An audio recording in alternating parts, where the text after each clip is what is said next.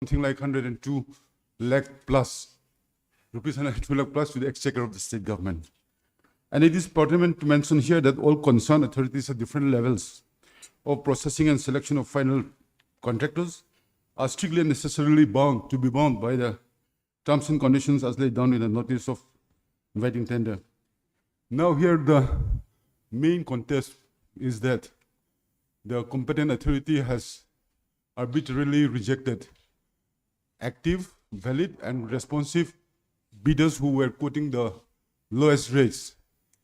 On the basis of this Mizoram PWD notification 2016, which also they have used for the grounds on which they have rejected the lower bidding, the active, the responsive, the valid contractors.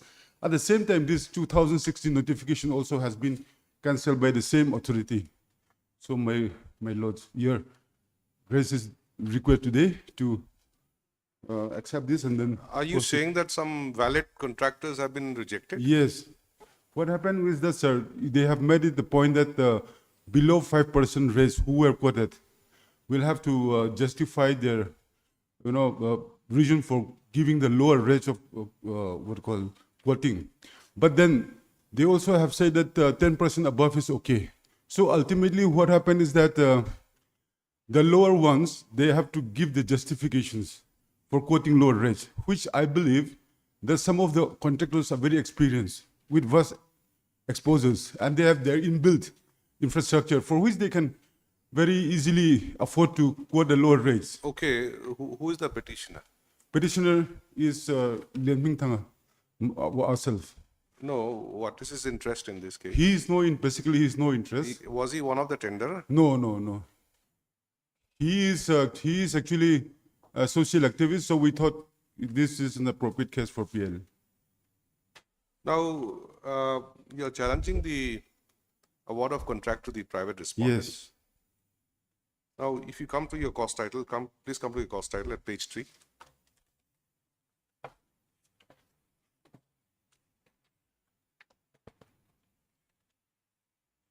Yes. Number 3, Director General Police Headquarters. Okay, fine. This everybody knows. AIG is also police headquarters. Everyone knows. But now, when you come from 5, Lalpar Moi Limen Aizo. Yes. No, actually, what happened was... How do we serve notice to that lady? There are many, there may be more than one Lalpar Moi in Limen. We'll be able to find out. How? From the police department themselves. No. You are supposed to give the complete postal address in the cost title. The department themselves don't have the postal address. You have to search. Why we have included this private contractor is that the Chief Justice, Honorable Chief Justice, last 2 weeks back, has asked us to include all these people. I see. Make us a respondent, and then file afresh. In that case, where is that order? The order is here. No, in the writ petition, you have not mentioned anywhere. Earlier it was filed, then it had to be withdrawn or something like that. Now, since it is to be afresh, you should have mentioned that. I'm sorry about that, sir. It is there. Please consider it. It should be here, you see. We You cannot hold it in your hands. We will do it again, sir. Everything which is to be pleaded by the petitioner has to be in the papers, in the writ petition itself, properly compiled. Now we find some discrepancy in the address is not complete. Addresses, I think the police department themselves cannot provide the exact address. You have to find out, you see. We cannot just put names and say that they're from Aizawl or from that vein. How do we do that in that case? That is up to you. Now we'll see. We have opposed the police department. They themselves also have said that they don't have the address. Then how will you serve notice? We had actually the petitioner himself has gone and meet them. They are not the real people. They are the contractors. Somebody else. So get the address, whoever it may be, whose ever name has been indicated in the allotment of contract, the proper postal address is required. Unless we serve notice to that person, unless notice is effected, no orders can be passed against that person. He has to be heard. Yeah, Your Honor, in case that is the purpose. I understand, fully understand. In case if they don't have the address, then what do we do? You have to go and find out. Suppose the department themselves. See, Yes. you said someone went and met this Lalpar Moya. Yeah. You went and met, then No, go and not- meet him again and ask him his postal address, son of whose son is this. You went and met him, so there is actually one person who is named Lalpar Moya, isn't it? So go to him again and find out his address. It's as simple as that. Your Lord, the problem here is that when we go and meet them, they are not the one who are doing the actual It's work. okay, but They won't reveal their address. how did you go and meet them? Just go to the site and then see what happened, meet the work. Find out. They are not some ghost or something. That's right. Find them. So this is in fact the funny part of the whole case. The actual address of the contractors are not there with the department who are offering the contracts also. See, for instance, Yeah. serial number 9, serial number 10. Apparently, they are some company Yes. measures Okahito Consultancy Services Aizol. Yeah. So they must be they must be having a registered office, a proper postal address. Right. So find out. So what, Your Lord, what we shall do is that we meet them again, try to get the correct postal address and come back to you. Ask them their address. Yes. Get the address and come back to the court. We'll ask you to file an affidavit, additional affidavit, indicating the proper address of all these private respondents. Yes. Because ultimately, the outcome of this petition is going to affect I them, understand, Your Lord. if it's allowed. Yes. If it's dismissed, well and good. Yes. But if it's allowed, they'll be affected. And they'll go before the higher forum, saying that we were not heard, no chance was given to us. How come Exactly. they have cancelled our contract? Exactly. Okay, on the prayer of Mr. Lal Friedringer. Siadrenga, Changte, learned counsel for the petitioner. The matter stands adjourned for a week Yes. to enable him to file an additional affidavit indicating the correct, proper and postal address of the private respondent numbers 5 to 13. Yes. Thank you. For this item number 5.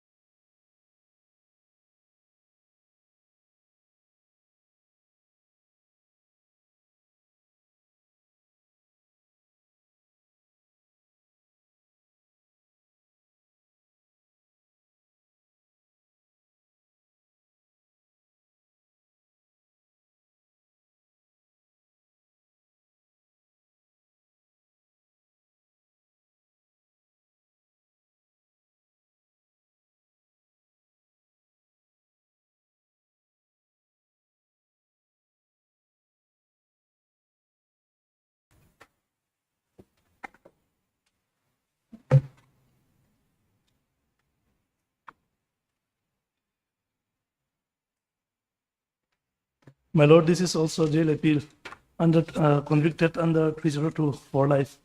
I have already received a paper book recently. And who's for the state? I am for the state, my lord. Okay, in terms of the last court's order, Mr. Victor L. Ralte, learned counsel, has been appointed as the amicus curiae. Full stop. He submits that he has received a copy of the paper book. Full stop. Similar submission is made by Ms. Mary L. Kiangte, learned additional PP, appearing for the state. Stop. In view of above, registry to list the matter for hearing as per its own turn. Much obliged. Item number 7.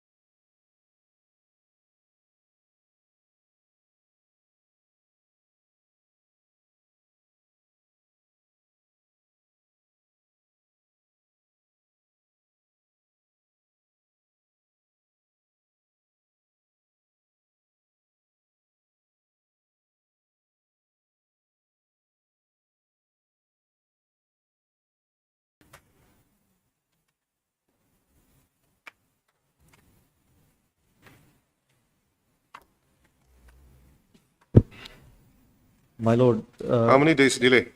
a delay of 59 days, my Who lord. is appearing for the other side? I'm Who are the appearing, Lord. respondents? I'm here, Lord. Any objection? I haven't got any copy, my lord. Heard, Mr. Your good name? My lord, David Lalompuya. Sorry? David Lalompuya. Heard Mr. David Lalompuya, learned counsel for the applicant, who submits that by filing this application, the applicant seeks condonation of 59 days delay in filing the connected writ appeal against the judgment and order dated 24/5/2024, passed in WPC number 41 of 2023. Stop issue notice, returnable by 3 weeks. At this stage, Mr. C. Zoram Chana, learned standing counsel, Mizoram Rural Bank, appears and accepts notice on behalf of both the respondents. Stop. As such, no formal notice is required. The applicant shall furnish requisite copies of the application along with the writ appeal to Mr. C. Zoram Chana within 2 days. List the matter again after 3 weeks. Respondents may file objection to the application if so advised. Deeply obliged. Much obliged. For admission, item number 2.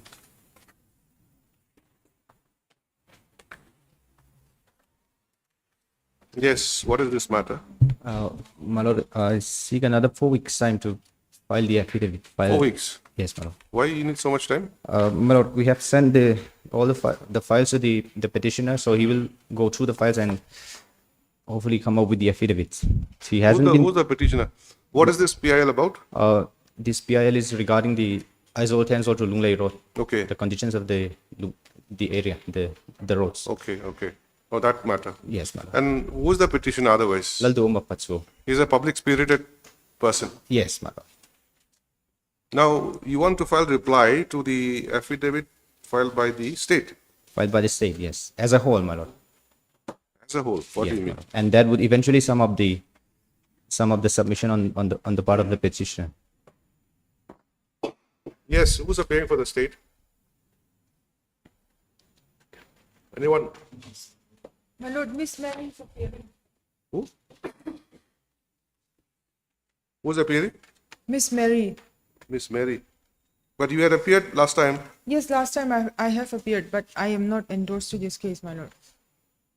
So what do we do? We cannot go hunting for Mary. Yes, Miss Mary, you are here. Yes. Sorry, my lord, my computer got stuck. Okay. Now, you have filed an affidavit last time Yes, my lord.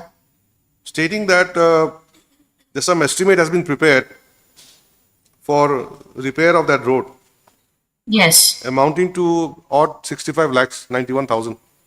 Yes. Has it been approved? My lord, that I will have to obtain instructions because as of now I do not have any instructions in that regard. This amount is approved.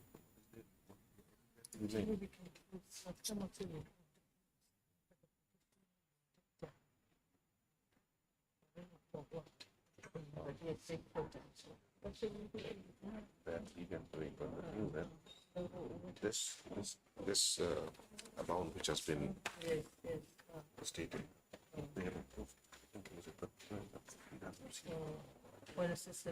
Let us discuss next week. Let us find out if it's approved. We'll post this matter again next week. You Yes, my get, your, lord. get your instructions in the meantime, Mr. Larokunga. We cannot grant you 4 weeks. Madam.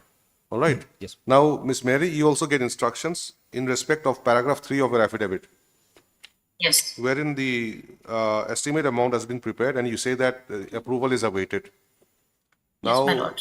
you must inform us whether it has been approved or not by the next date, okay?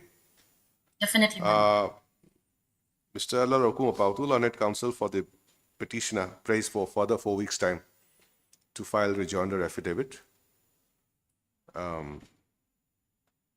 Stop. We, however, notice that at paragraph number 3 of the additional affidavit filed by the state respondents on 19/8/2024, a specific statement has been made that the approval of the government has been sought on the estimate prepared amounting to rupees 65,91,000,000.00. Stop. Having regard to the said statement, the learned government advocate shall obtain up-to-date instructions by the next date.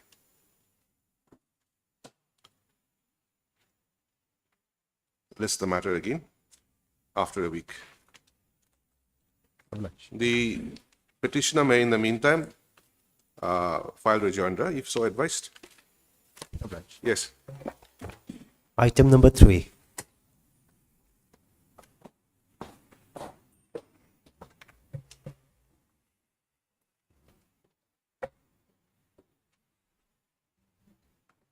See.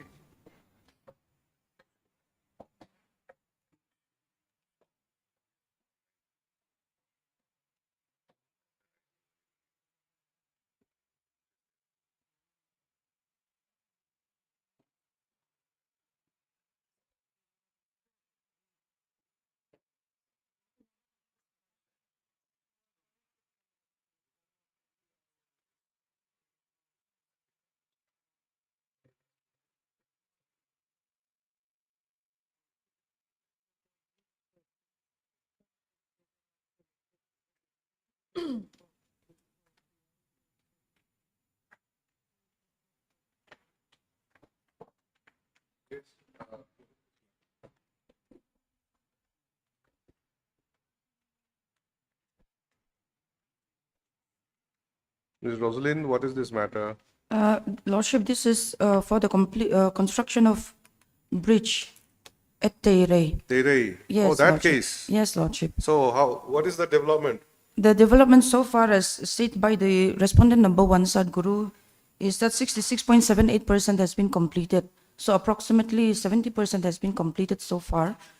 So only 33.22% is left, Lordship. So Okay. if this PIL can be kept at abeyance till the tentative completion date of 31/5/2025, Lordship.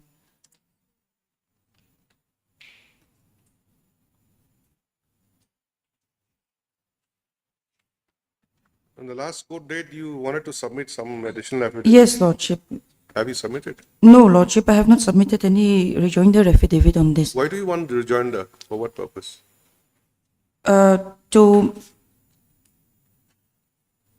To verify the facts stated by the respondent number 1, Lordship. So, Okay, so have you we have verified? verified the facts.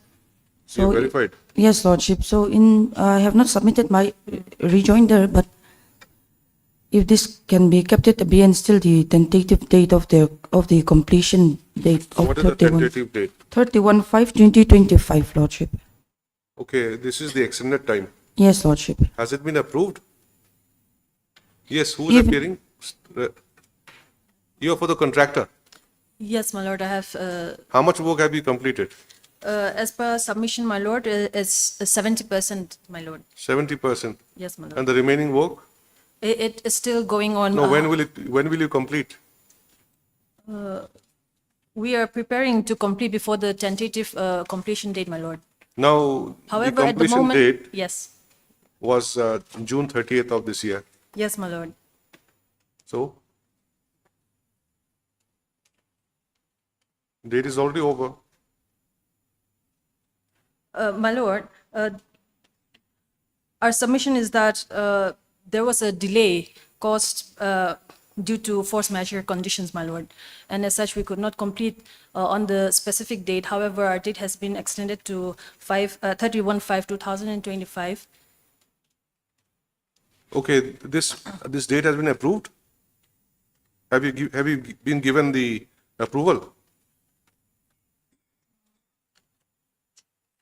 The extended time?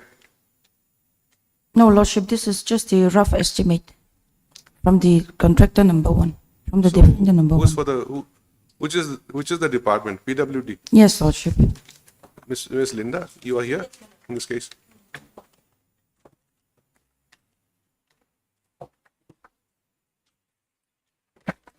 See, we have noticed that the work was to be completed within 24 months, while the work order issued on 24/7/2017.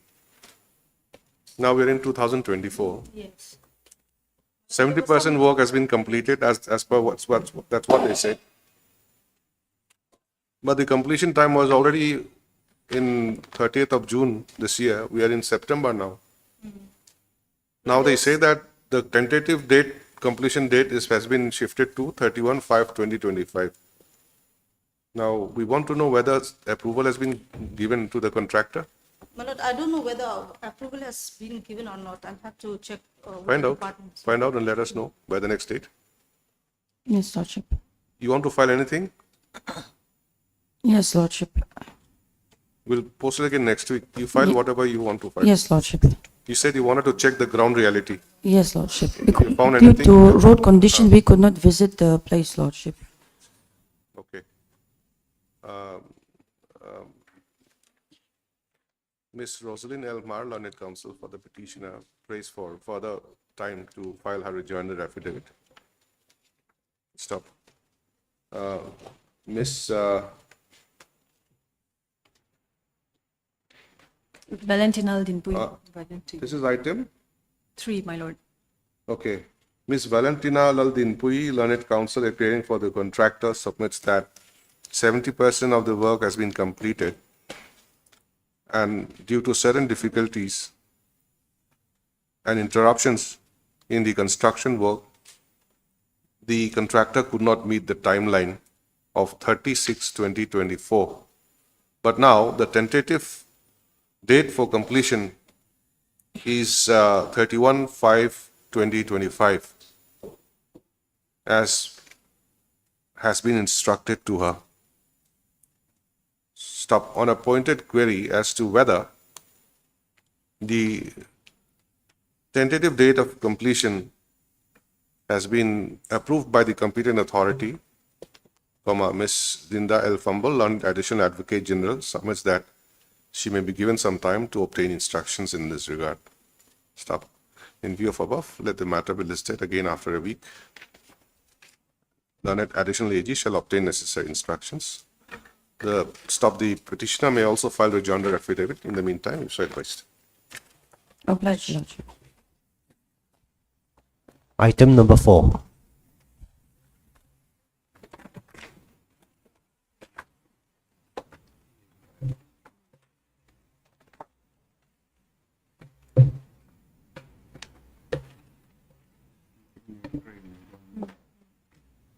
Lordship, the petitioner have challenges the Lai Autonomous District Council's anti-defection rules 11.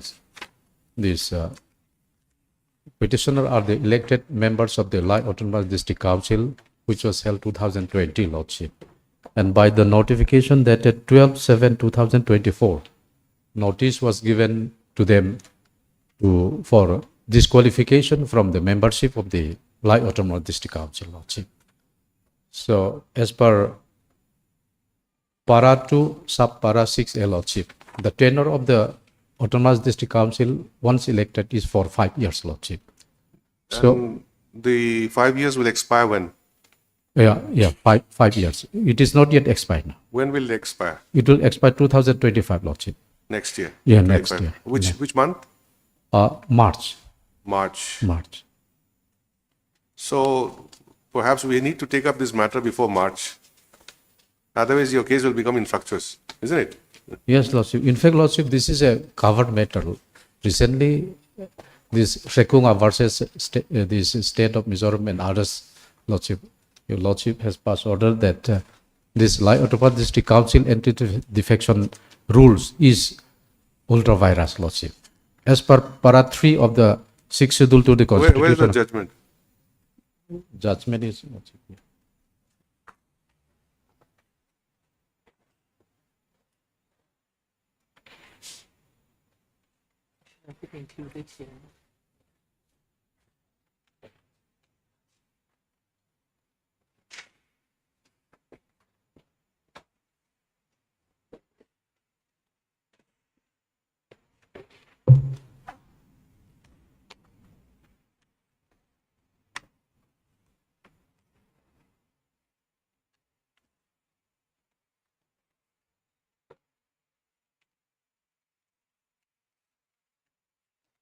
Lai autonomous. Yes, And the Lordship. present case is also Lai autonomous. Yes, Lordship.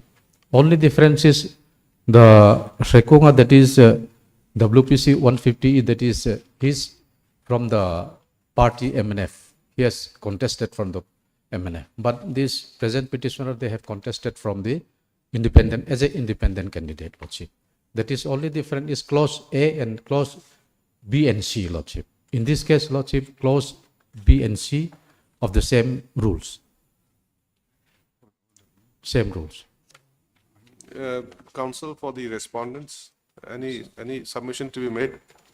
Your Lordship, I'm appearing on behalf of the state respondents, respondent number 1, and I'm yet to receive instructions, Your Lordship. You're I'm yet to receive. Yes, Your Lordship. But he says that it's a covered case. Yes, Lordship. So why don't you look at that first? Yes, Your Lordship. Although you may be getting instructions, but if it's a covered case, then we cannot sort of, like disagree, especially when the court which passed the order is the present bench. Yes, Your Lordship. We cannot make two separate decisions, which is contrary to each other. So you go through this decision and we'll post it again in the coming week. Yes, Your Lordship. And if it's indeed a covered case, we'll look into it. Yes. And you can speed up your instructions also if you want. Yes, Your Lordship. Please write, Mr. A.K. Rokum, Learned Counsel for the petitioner, at the outset submits that the present case is covered by the decision of this court in another case, that is WPC number 150/2023, bracket, K. Shekung versus State of Mizoram and 4 others, close bracket, which was decided on 12/6/2024. Stop. Miss Lalnun Yes. Kimi? Lalnun Lu, Your Lordship. Lalnun Lui, a learned government advocate, appears for the respondent number 1 and submits that she is yet to receive instructions in the matter, and therefore she prays that she may be given some more time. Stop, Mr. Your good name? Sorry? Arlal Munsiyama, Mr. Arlal Munsiyama, learned counsel, appears for respondent numbers 2 and 3 2 and 3. and submits that the said respondents have already filed their counter affidavit. Next para. Having regard to the submission made by Mr. A.K. Rogum that the instant case is a covered case, the learned counsels appearing for the opposite parties may examine these aspects and make the submissions by the next date. List the matter again after a week. Right, Your Lordship. Obliged. For hearing, item number 9. Please, Your Lordship. Yes? Lordship, by order dated 21st of August, this matter was listed on 11th of September, Lordship, last week. Lordship, we had made all arrangements to come to Aizawl and appear before the court physically, Lordship, as directed by Your Lordship. However, since the case was not listed, Lordship, we could not come, Lordship, last week. And now, Lordship, But you just said it was listed. it was not listed, Lordship, last week due to non-availability of the bench, Lordship. Lordship, this case is not by Honorable Mr. Justice Michael Zuthan Kumar, and he was presiding last week, Lordship. Okay, that's why. That's why, Lordship. So what about today? You're not ready? Lordship, today, Lordship, Senior Advocate Dr. Saraf had prior commitments, Lordship. If your Lordship is ready to take this case up via virtual hearing, Lordship, Lordship may fix it next week, Lordship. 25th, Lordship. But we had desired the Yes, Your learned Lordship. senior counsel to address us physically. Yes, Your Lordship. If I Lordship, remember. in that case, Lordship, if your Lordship may be pleased to fix the matter on 23rd or 30th of October, Lordship.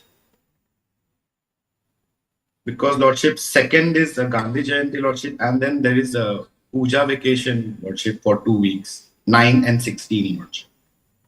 Mr. Victor, you're there? Yes, my lord, and for the respondent number 19 and 22, Okay. And the state? state. Oh, state This is is the state appellant. appeal. This is state State appeal. Yes, Your appellant, Lordship. We are for the state, Lordship. Okay. For the other private respondents, Mr. Soidam is there. Okay. So we have it on 23rd then? 23rd, Lordship. Yes, my lord. October, Lordship. Your good name? Zaid Islam. Zaid Islam, Lordship. Mr. Zaid Islam appears for the appellant and Mr. Victor L. Ralte, learned counsel, appears for the 19 and 22. respondent numbers 19 and 22. Stop. At the outset, Mr. Zaid Islam, learned counsel for the appellant, submits that the matter was scheduled to be listed on 11th of September, but due to non-availability of the appropriate bench, the matter could not be listed. To stop. He submits that since Dr. A. Sharaf, learned senior counsel, who is conducting the case on behalf of the appellant, has some personal difficulties today. He prays that the matter be listed again on 23rd of October 2024, so that the learned senior counsel can address the court physically. We'll stop. The prayer made is not objected to by Mr. Victor L. Ralte, learned counsel. Stop. In view of above, let the matter be listed for hearing on 23rd of October 2024. Obliged, Your Lordship. Item number 10.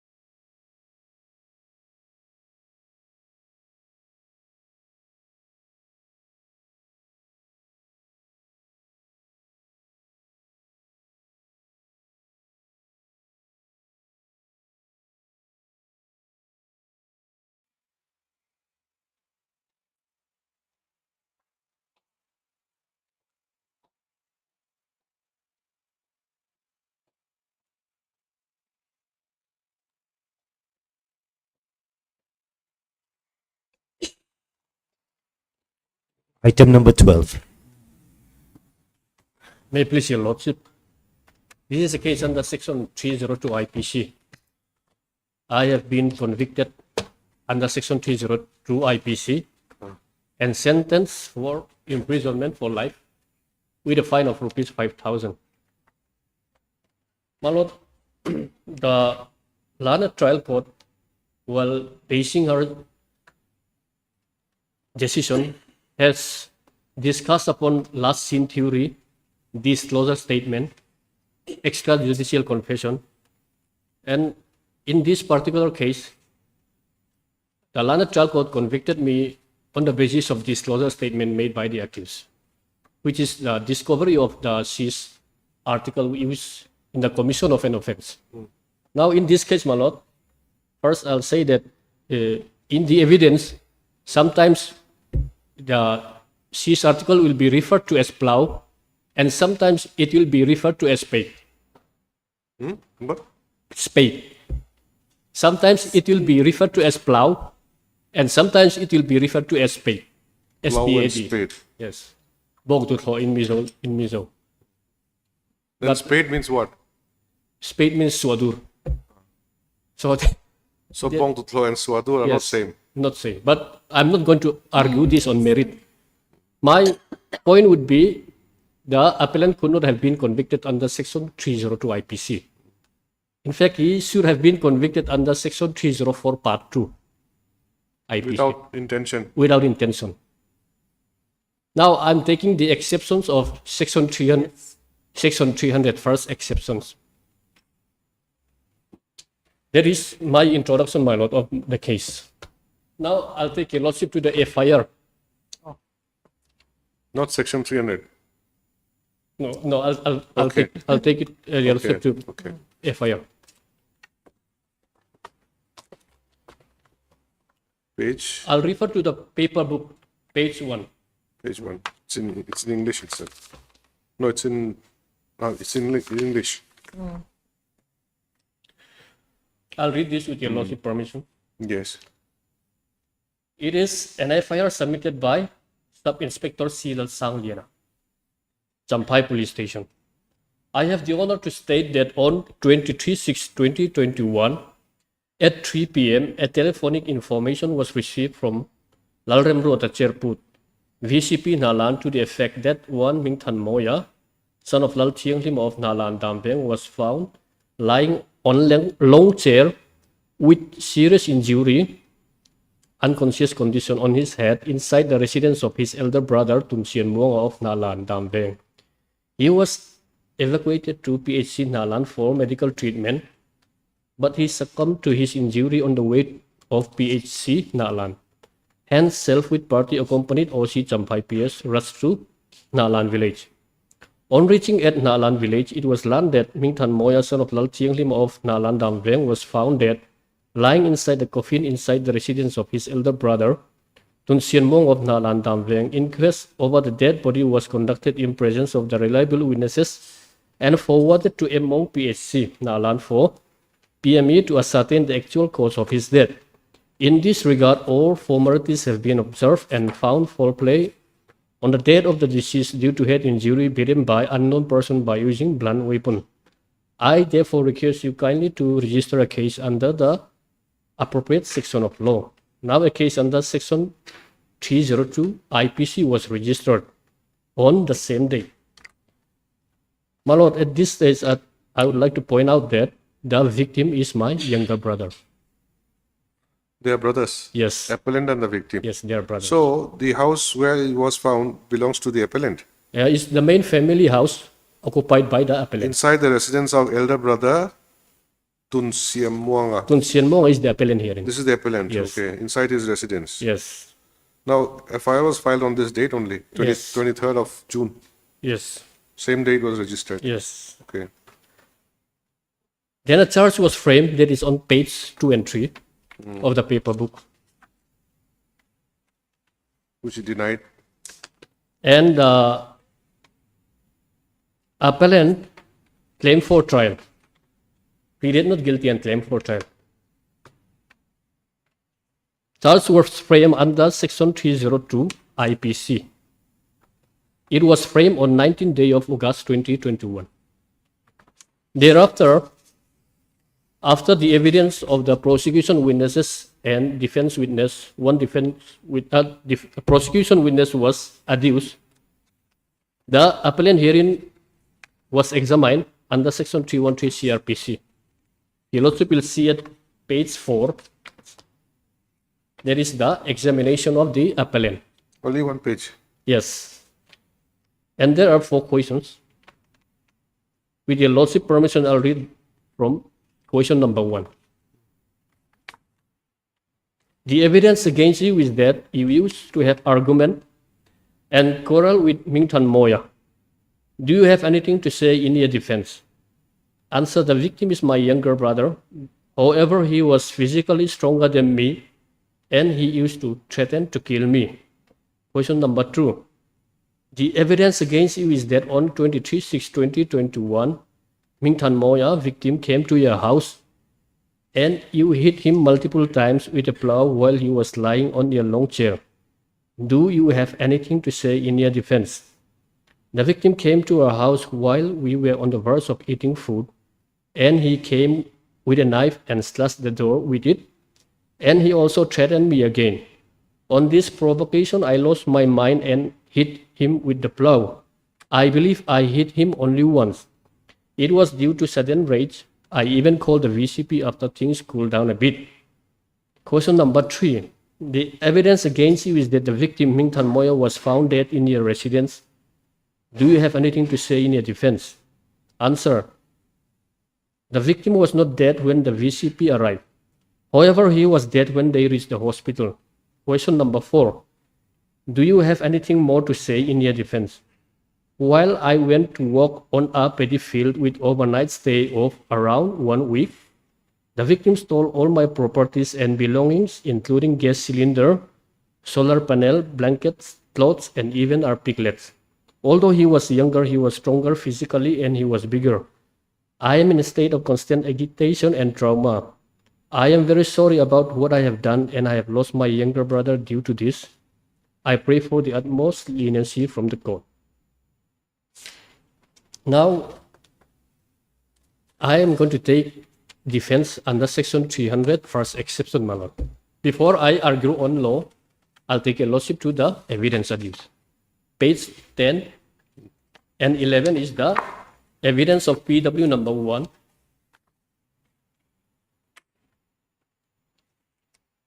This is the person who has submitted a FIR. Who is he? This is SIC Lal Sangliana, Champai police station. How did the police come to know about this incident? They were informed by VCP. VCP. Yes. And who informed the VCP? Now, my lord, I'll come to that, my lord. I'll read this evidence of PW number 1. PW1 is the informant. Informant. The person who has submitted FIR.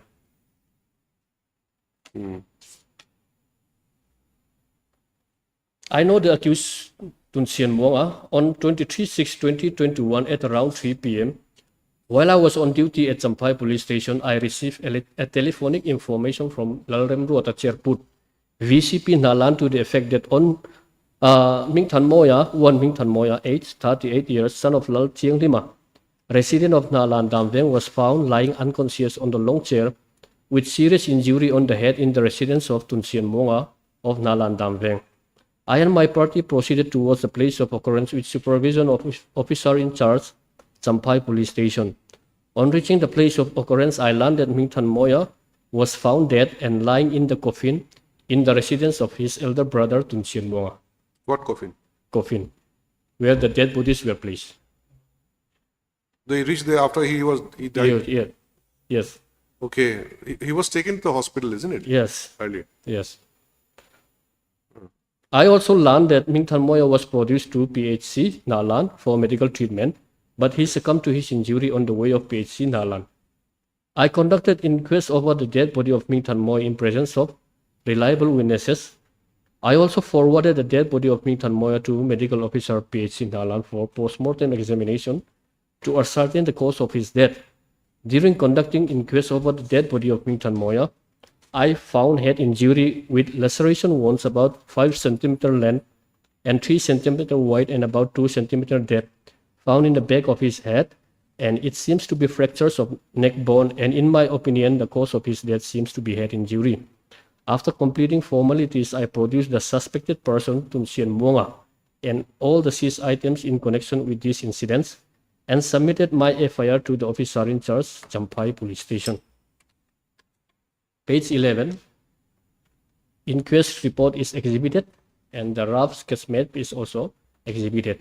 Cross-examination by Lanat DL. It is a fact that an FIR was not submitted by the relatives of the accused, and it was submitted by me. It is a fact that when I reached the place of occurrence, the victim was already dead. It is a fact that the cause of death is head injury. Now this person, PW number 1, has conducted inquest over the dead body of the victim, and there is also a post-mortem report. But surprisingly, the person who has conducted the post-mortem has not been made a witness in this case, and the post-mortem report was also not exhibited in this case. That is very surprising.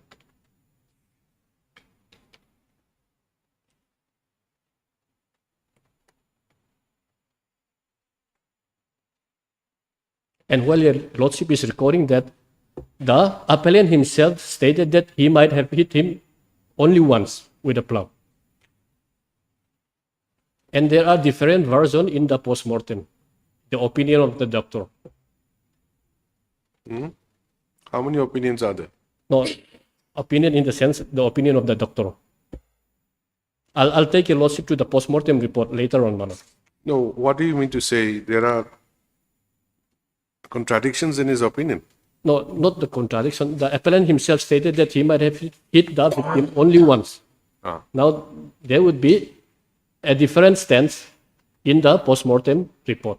Okay, but that is in the 313 only. Yes. Just to explain. Yes, correct. He was not in a, proper mental stage. I think he was also in a fit of anger. I agree. But the post-mortem report has not been exhibited, and the doctor who has conducted the post-mortem has also not been called. That's what you said. Yes. And that is, I'll refer to page 116, your lordship. What is that? This is the opinion of the doctor. But if it has not been exhibited, Yes. then is it required to, was it referred to by the trial court? No. Then The trial court has, yes, based upon the post-mortem also, but here it says, for correct appreciation of evidence, I am obliged to bring this. Here, the opinion of the doctor is that the cause of death is head injury due to multiple blow. So I'm pointing out there. Now, going back to the evidence of PW number 2, page 12 and 13. Page 12. Page 12. Who is this? This is the person who has witnessed the disclosure statement. Lalrin Dika. Jeng Sang Champhai. I'll read his deposition, Manot.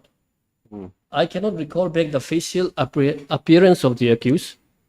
On 24/6/2021 at around 12 noon, the Champhai police requested me to witness about the present case of murder. When I reached the Champhai police station, accused Tun Sien Muanga, son of so-and-so, was kept inside police lockup.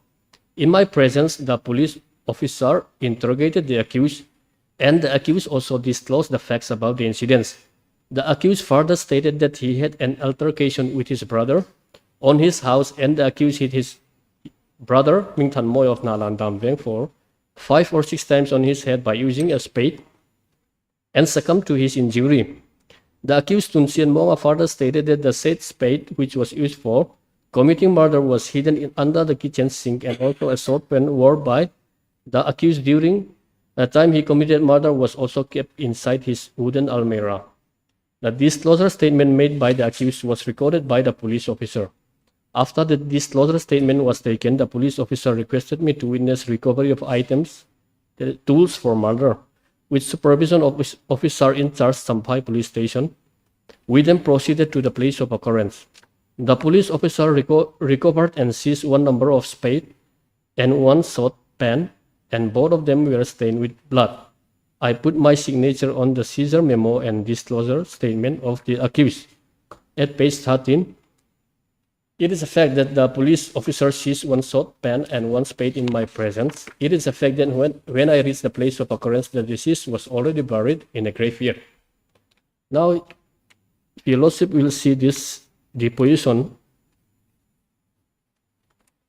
The seized article, which was allegedly used for the commission of murder, has not been brought for identification before this particular witness, and not before PW number 1 as well, because this person has specifically stated that the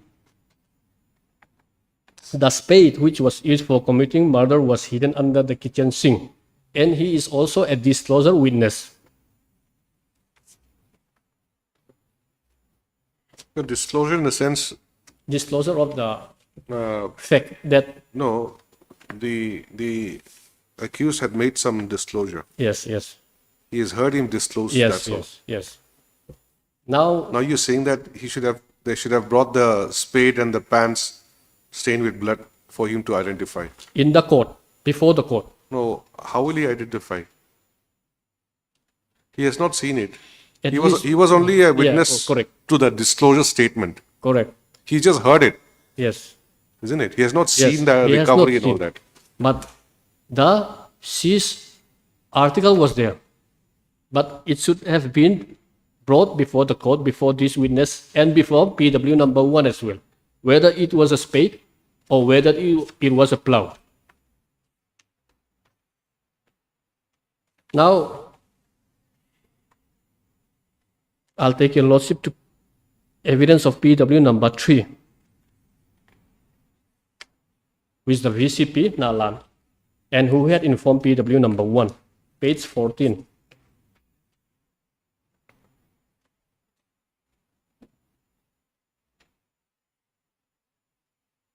I know the accused Tun Chien Monga.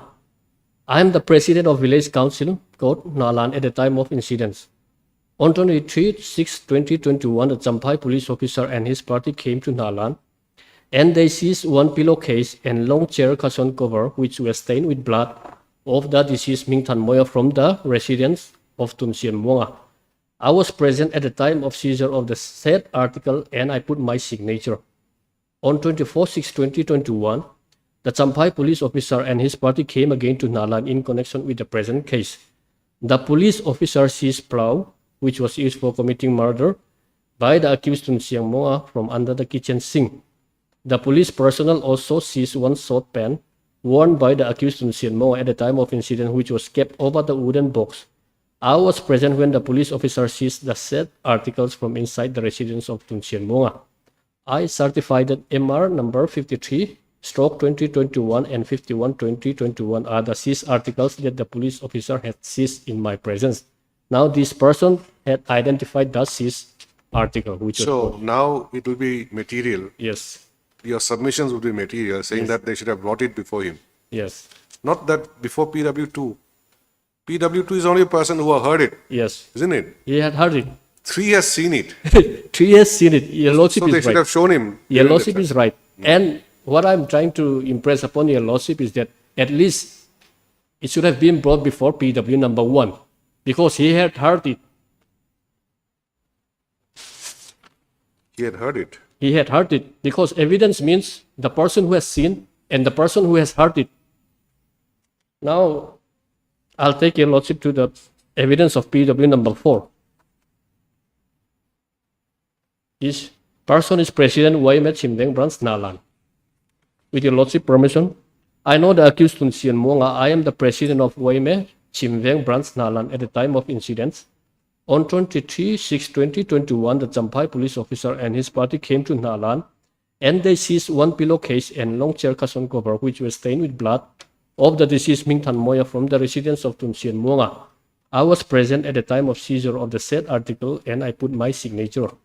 On 24/6/2021, the Champhai police officer and his party came again to Nalan in connection with the present case. The police officer seized plow, which was used for committing murder by the accused Tun Sien Moa from under the kitchen sink.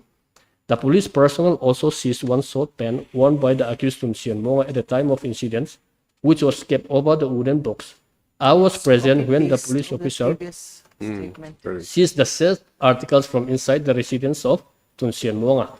I certified that MR number 53 and 51 of 2021 are the seized articles. Cross-examination by the learned DMs.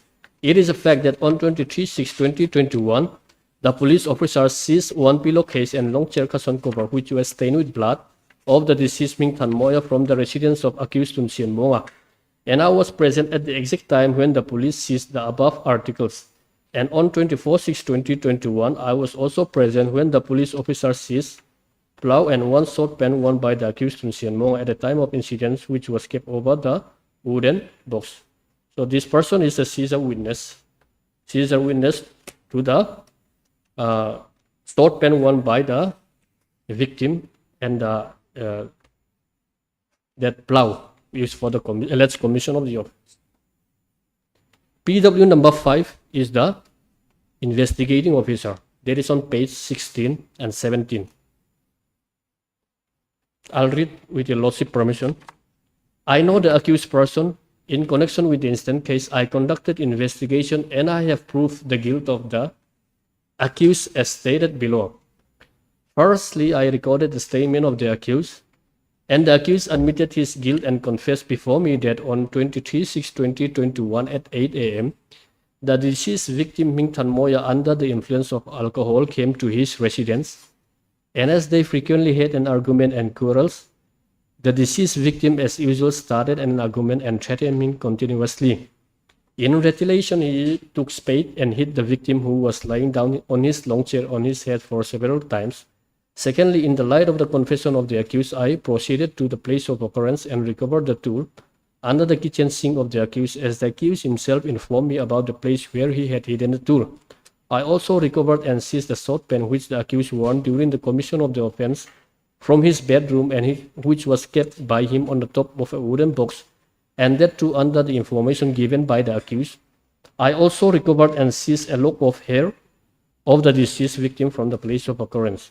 Thirdly, the PME report of the deceased victim confirms that the victim succumbed to his injury due to multiple blows on the head with a blunt instrument. FSL report also confirms that bloodstain recovered from the pillow cover of the victim and piece of cushion cover of the long chair on which the victim was found belongs to the victim. The FSL report also confirms that the bloodstain found on the spade of the accused and bloodstain on the cushion cover on which the victim was found belongs to the victim. Page 17. Lastly, all the Caesar witnesses stated before me that they had witnessed Caesars with their own eyes. Hence, the accused is liable to be convicted for commission of charged offense. Cross-examination by learned defense counsel. It is a fact that FIR was not received from the close relative of the victim. FIR was not submitted by a police personnel. Was submitted, not Submitted. was not. You added not. I'm sorry, sir. There is no not. FIR was submitted by a police personnel. It is a fact that there is no direct witness to the incident. It is a fact that the blood stain on the spade and pillow cover matched the blood of the victim. It is a fact that no fingerprint from the spade and the fingerprint of the accused was also not taken. As I heard from some people, including the father of the victim and accused are brothers having constant quarrel, bickering and fight for years. The victim used to challenge the accused and threaten him. I heard from rumors that the victim used to bully the accused. It is a fact that I am not deposing falsely in the court today.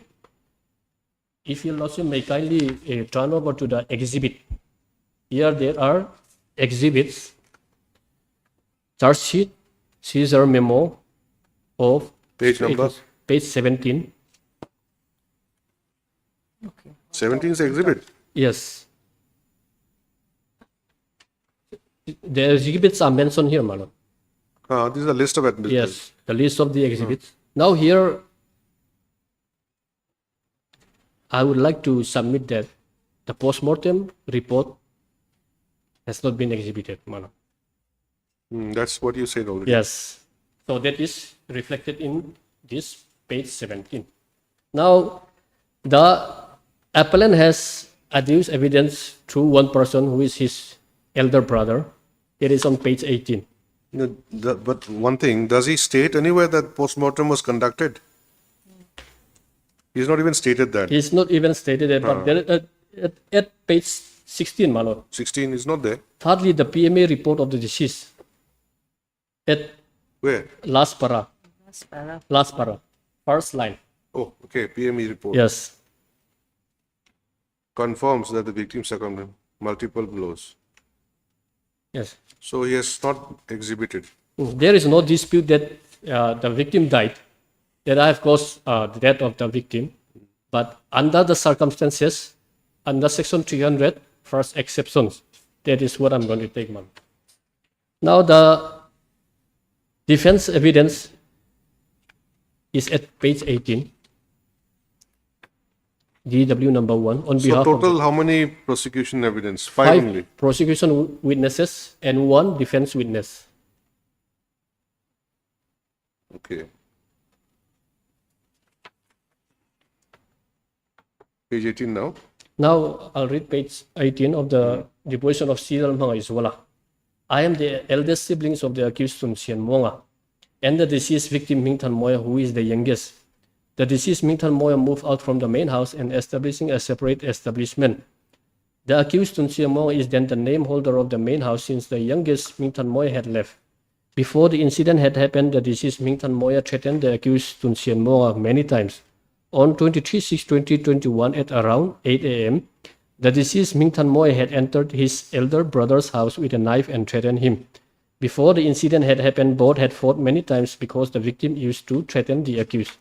According to my opinion, the accused had beaten the victim by using a plow, caused by sudden provocation by victim. I, as the eldest brother and the relative of the accused, forgive the accused as the offense committed is between a family, and we have executed Ngai Damna Lekha, which had been submitted before this court. It is a fact that cross-examination. It is a fact that I do not remember the exact date the incident had happened. It is a fact that I was not present at the PO where the incident took place. I accept the fact that my brother, the accused Sun Sien Moy, had been arrested for violation of Section 302 IPC. And I also accept the fact that the victim deceased succumbed to his injury solely caused by the accused. It is a fact that my deposition is based on hearsay. Now, my lord, this whole case is based upon circumstantial evidence. There were no eyewitnesses.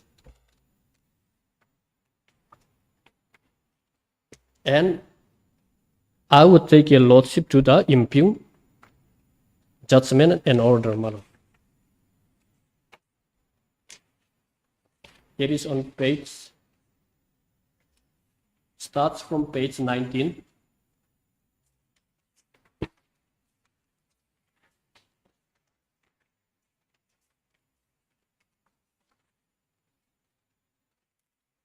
I think, my lord, it would be proper to read from page 33. These are the appreciation of evidence and reasons for the decision. And this is the impugn order. Yes, page 33.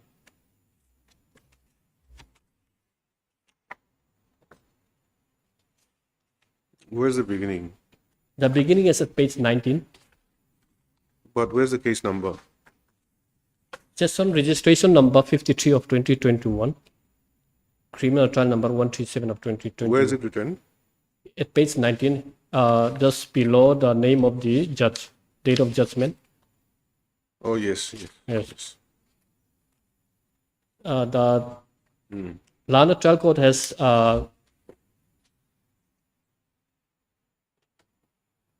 in his first part of the judgment has pasted the deposition of witnesses first, and the reasoning is at appreciation of evidence, and the discussion is at page 33. So I think I need not read that first part, since I've already apprised your lordship.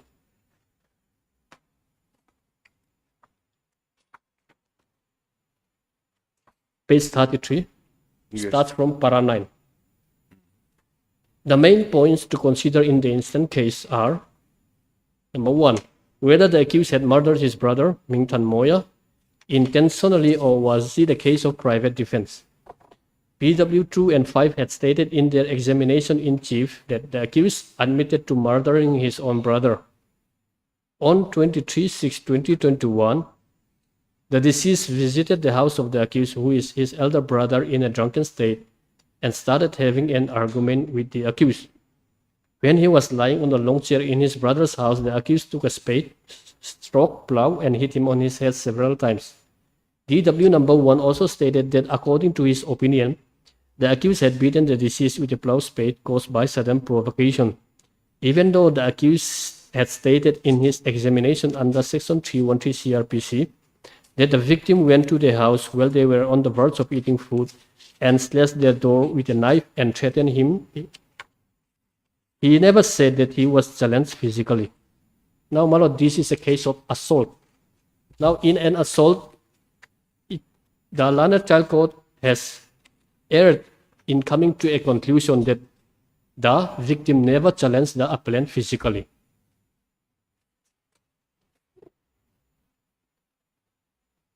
He had gone there in the morning. He'd gone there in the morning with a knife and And he slashed was the drunk door. in the morning. Yes, my lord. 8 a.m. in the morning, he was drunk. Yes, my lord. Now, the London Child Court was of the erroneous view that the victims did not challenge the appellant physically, but there was an assault. This element of assault was not taken into consideration by the London Trial Court. He said he hit the deceased due to sudden rage. In nowhere there has been a mention that the accused was threatened with a knife by the deceased and the accused and the deceased had physical fight. Now, the London Trial Court was also wrong in coming to a conclusion like this, because the accused has stated in his examination under Section 313. The examination of the accused under Section 313 CRPC had not been taken into consideration at all by the London Trial Court, which is against the decision passed by the Honorable Supreme Court in Rina Hazarika. I'll continue with that. In fact, the deceased was hit on his head with a plow spade by the accused while he was lying on a long chair inside the accused's house. At page 34. Hence, in the present case, the accused fought back the deceased by means of private defense and he had no intention of killing him. No, sorry, that should continue at page 35. Page 35. Page 33 and 34 are the same on the paper book. Physically with a knife. The deceased may have hit him verbally, but this does not make the accused the right to hit him on his head while he was lying down on a long chair comfortably so as to cause him his death. It was definitely with an intention to murder his brother and not on the basis of private defense that the accused had hit him on his head several times. Point number 2.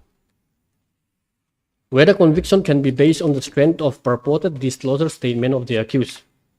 Though the entire statement made by the accused before the police is inadmissible in evidence being hit by Section 25 and 26 of the Evidence Act, but that part of his statement which led to the discovery of the spade plow and the sword pen is clearly admissible under Section 27 of the Evidence Act.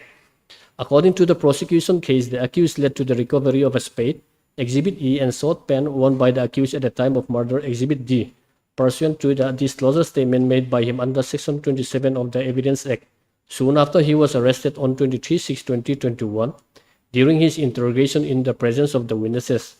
The spade, plow recovered from the place of occurrence along with the sword pen seized on the basis of disclosure statement of the accused and seized from his house on 24/6/2021, along with the other seized articles seized on 23/5/2021, such as pillowcase Exhibit B, where the victim's head rested, and the long chair cushion cover, Exhibit C, stained with blood, were sent by the investigating agency to the Forensic Science Laboratory.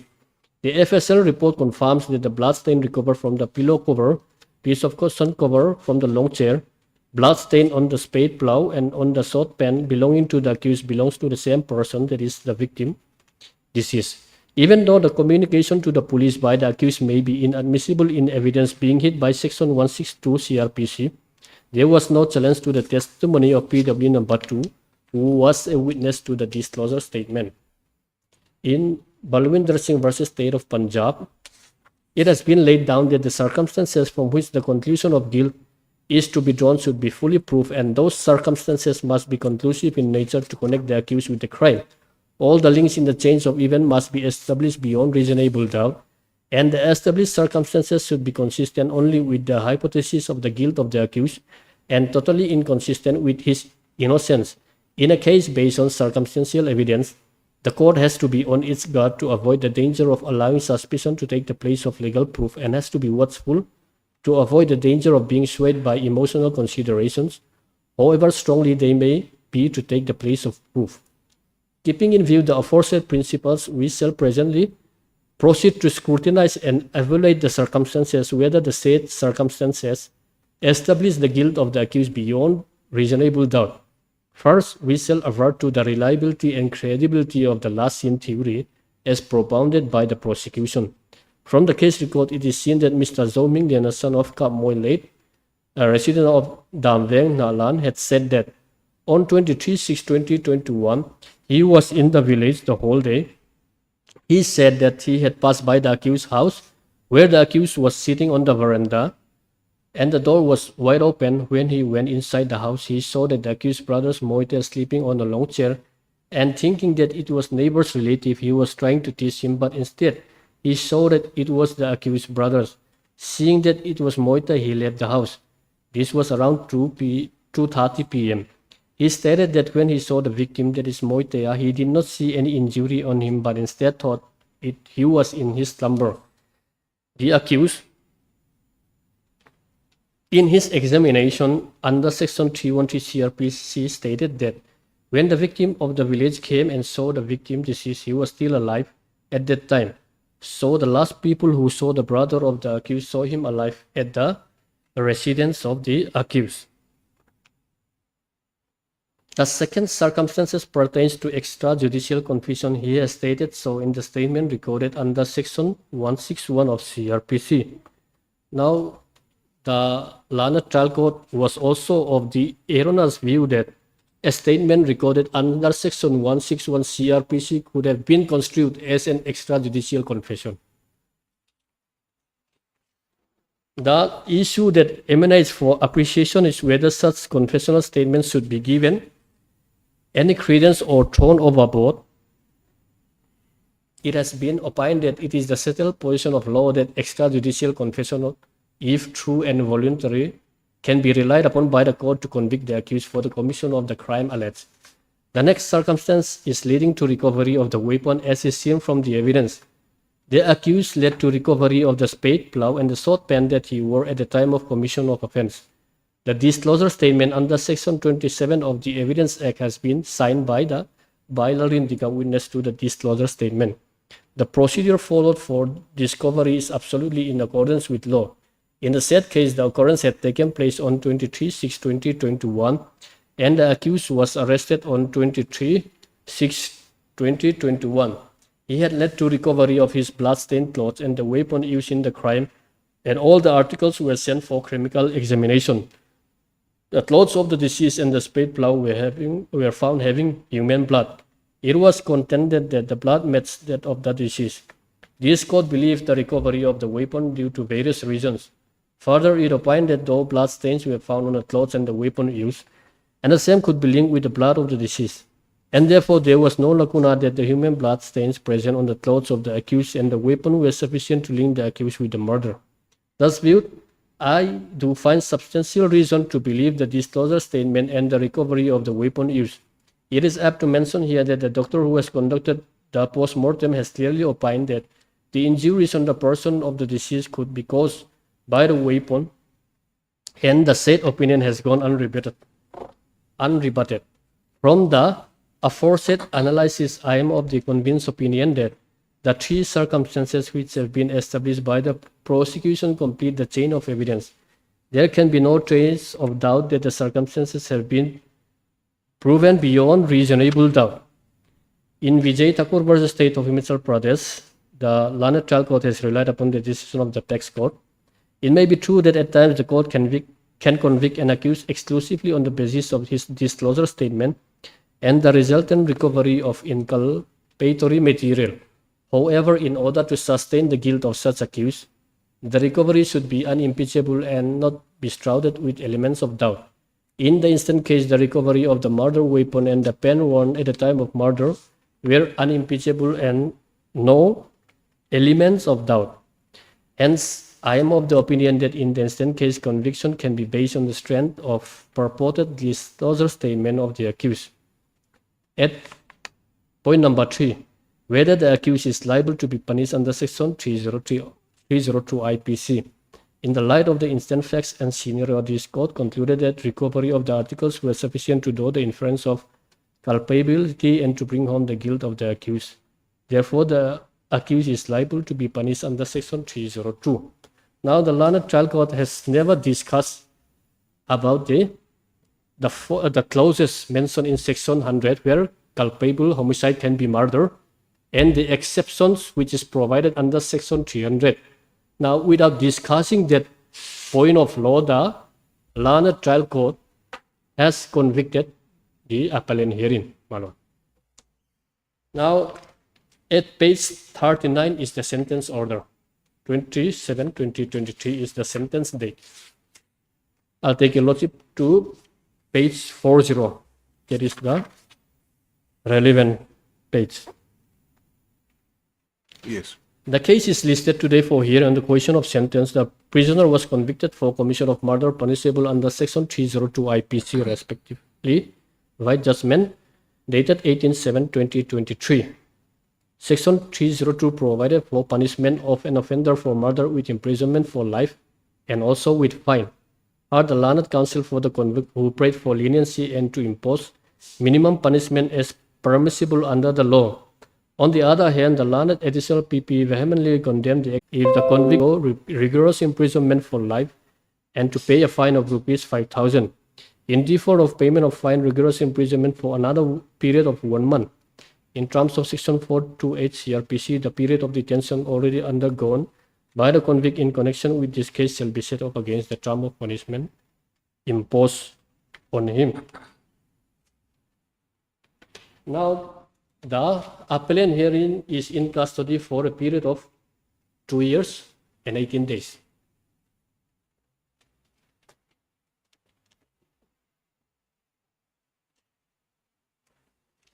My lord, my grounds of appeal is that this is a case of circumstantial evidence where there were no eyewitnesses,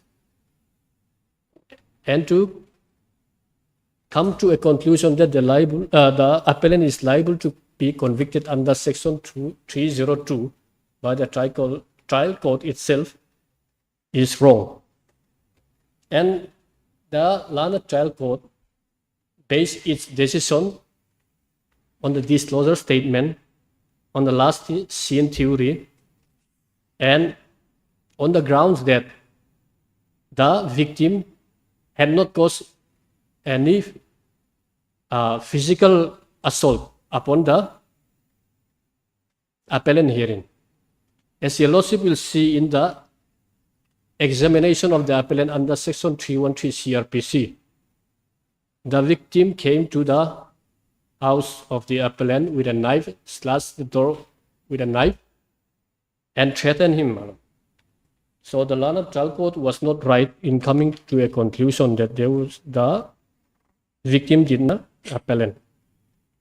Now, the learned trial court had also failed to take into consideration this 313 explanation given by the accused. If I may take your lordship to the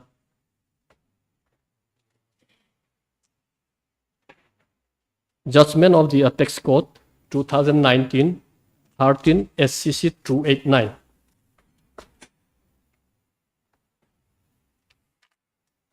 Just ask a question before you read the judgment. There's just one thing. My lord. So from where did the trial court get this evidence? Page 36. That is very strange indeed, my lord. This person has not been made a witness in this case, Zhong Ming Liana. He was there around 2:30 p.m. Yes. But it was mentioned in the judgment. It's mentioned, that's what I'm saying. Yes. From where does he come in the prosecution witness? I'm at loss, my lord. I'm at loss. Because know. this person is not the prosecution witness. the trial court to get this in. Okay, fine, I'll just. The prosecution witness number 1 is Silal Sangliana. Number 2 is Lalrindika. Number 3 is Lalrem Rota Cherput. Number 4 is Pyro Thanga. And number 5 is Inspector Robert Valarem Rota Fanai. Your Lordship will see that at page 92 of the paper book. So Zhongming Liana is not here. Zhou Mingliana is not here. Okay, okay, now please go ahead with Mal- your judgment, just that clarification.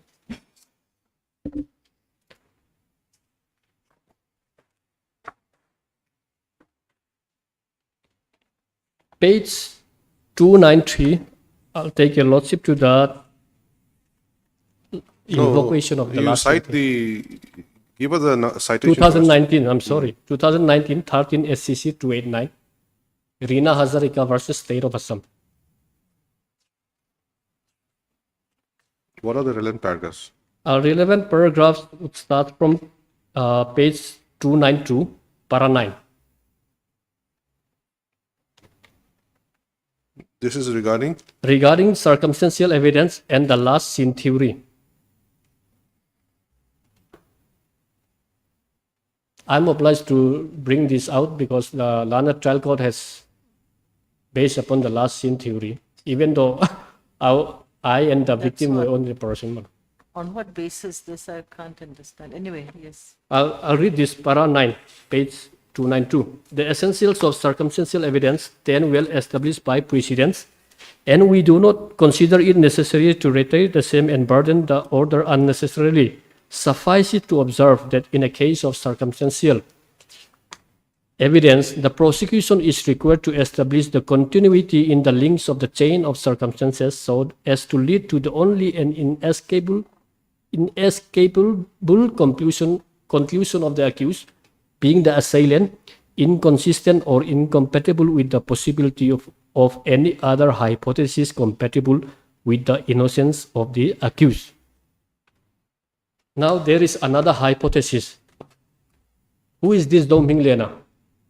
Zhou Mingliana might have committed the murder, but it is not my case. My case has, from the start, is that, yes, I have caused the death of my brother. But this is the missing link of the prosecution case, madam. Now I'll continue with that. Mere invocation of the last scene theory, since the facts and evidence in a case will not suffice to shift the onus upon the accused under Section 106 of the Evidence Act 1872, unless the prosecution first establishes a prima facie case.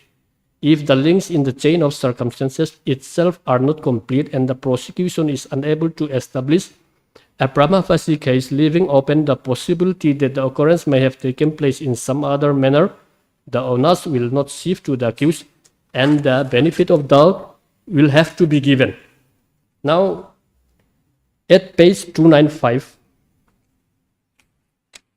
is what I'm going to mainly rely upon this judgment. Paragraph? Paragraph 19.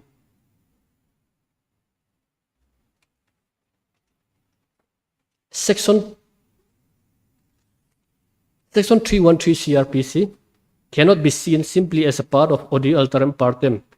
It confers a valuable right upon an accused to establish his innocence and can well be considered beyond a statutory right as a constitutional right to a fair trial under Article 21 of the Constitution, even if it is not to be considered as a piece of substantive evidence not being on oath under Section 313 subclause 2 CRPC.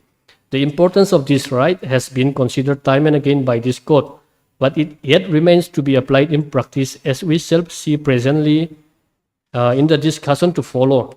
If the accused takes a defense after the prosecution evidence is closed under Section 313 subclause 1b CRPC, the court is duty bound under Section 313 subclause 4 CRPC to consider the same. The mere use of the word may cannot be held to confer a discretionary power on the court to consider or not to consider such defense, since it constitutes a valuable right of an accused for access to justice and the likelihood of the prejudice that may have been caused thereby. Whether the defense is acceptable or not and whether it is compatible or incompatible with the evidence available is an entirely different matter. If there has been no consideration at all of the defense taken under Section 313 CRPC in the given facts of the case, The conviction may well stand vitiated. To our mind, a solemn duty is cast on the court in dispensation of justice to adequately consider the defense of the accused taken under Section 313 CRPC and to either accept or reject the same for reasons specified in writing. Now, the Ladder Child Court has not carried out its duty, my lord, in not considering the defense taken by the appellant under Section 313, that he was provoked by the victim.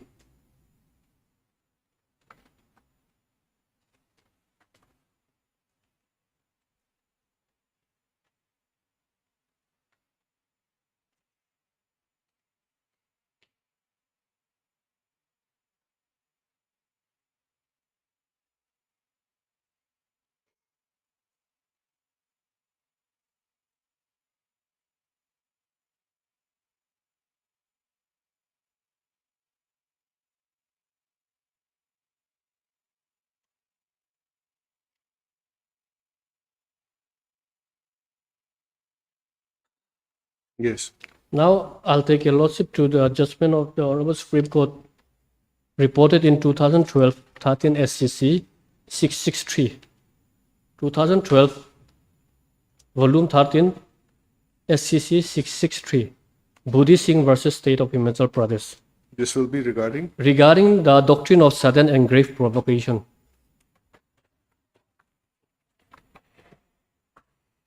Sudden and grave provocation. Grave provocation. How provocation is to be interpreted. But you must keep in mind, yes, even if it's a sudden and grave provocation, yes, we cannot reciprocate with such intensity, which is much more than what was given to you in provocation. Yes, correct. Resulting in the death of that person. Yes, most respectfully, I agree with your lordship. Page 672, para 18. Para 18.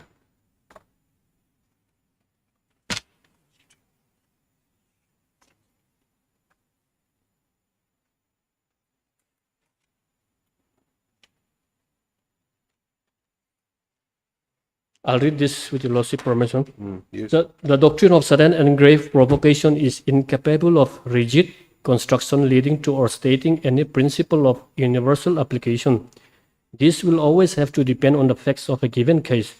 While applying this principle, the primary obligation of the court is to examine from the point of view of a person of reasonable prudence if there was such grave and sudden provocation so as to reasonably conclude that it was possible to commit the offense of culpable homicide, and as per the facts was not a culpable homicide amounting to murder. An offense resulting from grave and sudden provocation would normally mean that a person placed in such circumstances could lose self-control, but only temporarily, and that too in proximity to the time of provocation. Now the last sentence is important. The provocation could be an act or series of acts done by the deceased to the accused resulting in inflicting of injury. It could be an act or series of acts. It is done by the deceased. Yes, done by the deceased. Now, in our case, the accused, the victim had threatened the appellant for so many times, and if we lordship will see at 313 examination, he was stronger than the appellant. He used to steal his properties. He used to bully the appellant, and these are all series of acts. Now, your lordship will see in this judgment itself, page 673, para 20, it refers to K.M. Nanavati versus State of Maharashtra case. And in continuation of this, I'll take your lordship to 675. Nanavati's case. Yes, 675, sub para 85.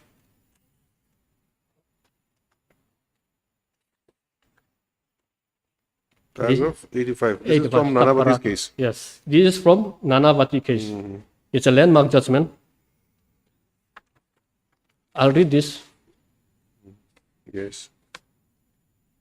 The Indian law relevant to the present inquiry may be stated thus. Sub number 1. The test of grave and sudden provocation is whether a reasonable man belonging to the same class of society as the accused, placed in the situation in which the accused was placed, would be so provoked as to lose his self-control. 2. In India, words and gestures may also, under circumstances, cause grave and sudden provocation to an accused so as to bring him his act within the first exception to Section 300 of the Indian Penal Code 1860. Now, the learned trial court has not based its decision on the words and gestures. It relied only upon the physical challenge. Your Lordship will see that under IPC there is an assault.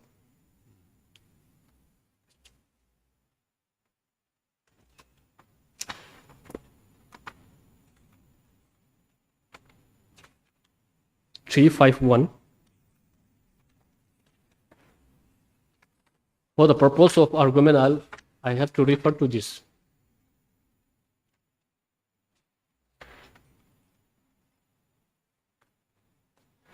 Assault. Whoever makes any gesture or any preparation intending or knowing to be likely that such gesture or preparation will cause any person present to apprehend that he would make that gesture or preparation is about to use criminal force to that person is said to commit an assault. Now the victim on that particular day, he assaulted the appellant hearing. In his gestures, he has closed the door with a knife, and he has also threatened the appellant. So, based on this judgment, the observation made in this 2012-13 SCC and in Nanavati case, words and gestures under certain circumstances may also cause grave and sudden provocation, which comes within first exception to Section 300.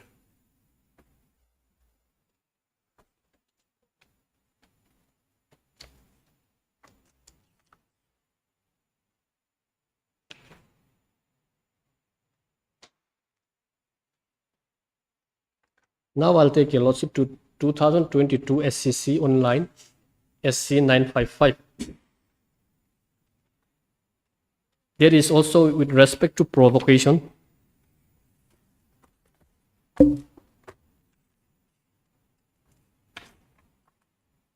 Para 12, page 4. 6 lines from the bottom. Para 12, page 4. 6 lines from the bottom.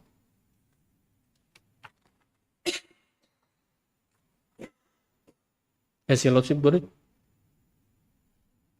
Gravity, you will start from gravity. Yes.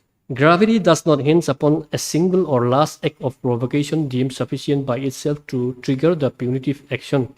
Last provocation has to be considered in light of the previous provocative acts or words serious enough to cause the accused to lose his self-control.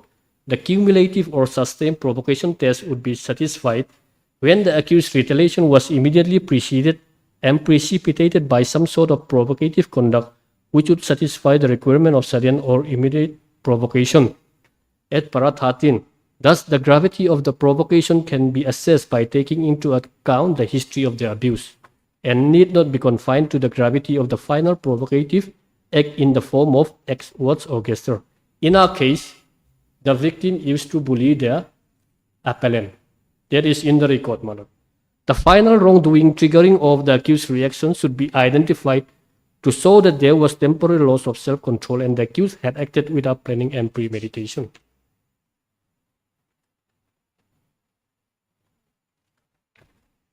Now in this case, Section 302 was converted into Section 304, Part 1 in this particular field. Before I take your Lordship further to the judgment of the Honorable Supreme Court, if I may take your Lordship to Section 300 of the IPC.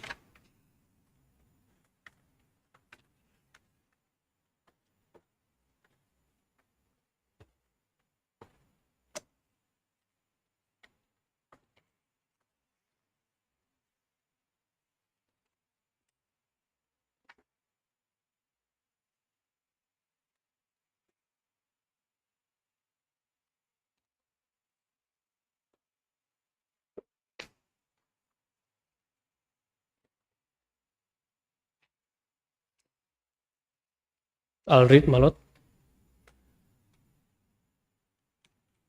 Yes, murder. Murder. Except in the cases hereinafter excepted. Culpable homicide is murder if the act by which the death is caused is done with the intention of causing death. Secondly, if it is done with the intention of causing such bodily injury as the offender knows to be likely to cause the death of the person to whom the harm is caused. Thirdly, if it is done with the intention of causing bodily injury to any person, and the bodily injury intended to be inflicted is sufficient in the ordinary course of the nature to cause death. Fourthly, if the person committing the act knows that it is so imminently dangerous that it must in all probability cause death or such bodily injury as is likely to cause death and commits such act without any excuse or incurring the risk of causing death or such injury as aforesaid. Now there are exceptions. Exception number 1, which I am taking, my lord, in my defense. When culpable homicide is not murder.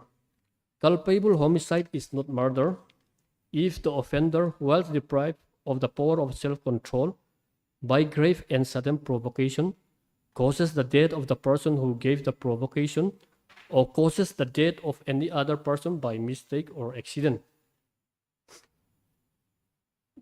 The above exception is subject to the following provisions: that the provocation is not sought or voluntarily provoked by the offender as an excuse for killing or doing harm to any person. Secondly, that the provocation is not given by anything done in obedience to the law or by a public servant in the lawful exercise of the powers of such public servant. Thirdly, that the provocation is not given by anything done in the lawful exercise of the right of private defense. Explanation: whether the provocation was grave and sudden enough to prevent the offense from amounting to murder is a question of fact. Exception 2. Culpable homicide is not murder if the offender, in the exercise in good faith of the right of private defense of person or property, exceeds the power given to him by law and causes the death of the person against whom he is exercising such rights of defense without premeditation and without any intention of doing more harm than is necessary for the purpose of such defense. Exception 3. Culpable homicide is not murder if the offender, being a public servant or aiding a public servant acting for the advancement of public justice, exceeds the power given to him by law and causes death by doing an act which he in good faith believes to be lawful and necessary for the due discharge of his duty as such public servant and without ill will towards the person whose death is caused. Exception 4. Culpable homicide is not murder if it is committed without premeditation in a sudden fight in the heat of passion upon a sudden quarrel and without the offender having taken undue advantage or acted in a cruel or unusual manner. Explanation: it is immaterial in such cases which party offers the provocation or commits the first assault. Exception 5. Culpable homicide is not murder when the person whose death is caused, being above the age of 18 years, suffers death or takes the risk of death with his own consent.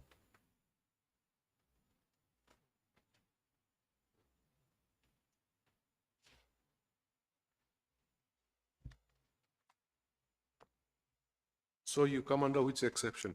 First exception, I'm taking the first exception, Your Lordship. Now, in Gurmal Singh and others, reported in 2022, 10 SCC 684.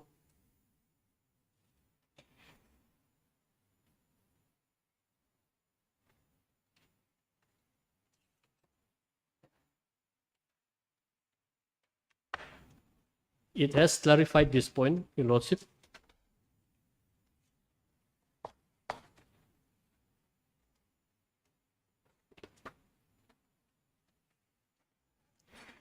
Relevant portion is page 695, para 38.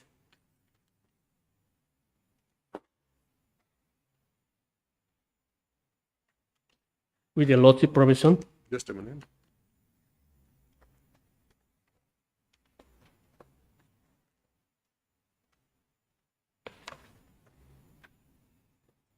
Paragraph? Paragraph 38.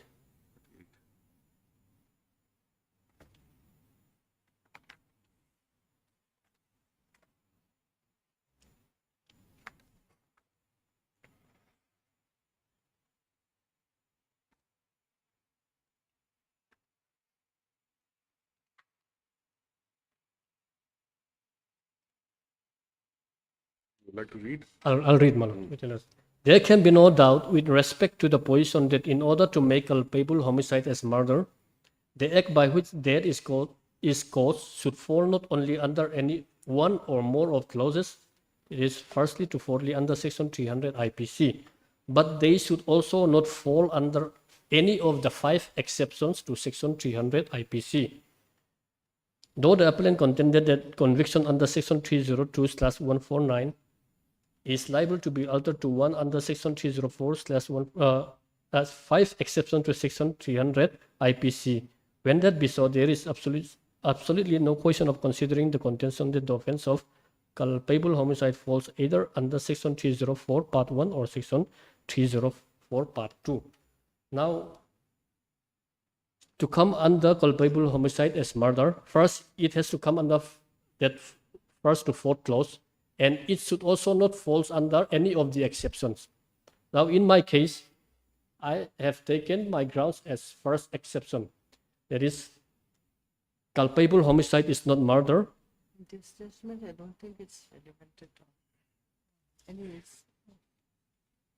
This is the other way around. No, This is not the clear. other way around. Because here in this case, it says it should not fall under any of the 5 exceptions. To come under... Your case is that you fall under one of the exceptions. Yeah, this case is Exception 1. unlawful assembly case, this case.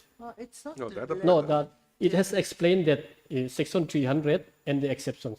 That is the reason why I'm placing this judgment. Now I'll take a lordship to... Understand. Yes, anyway, sir.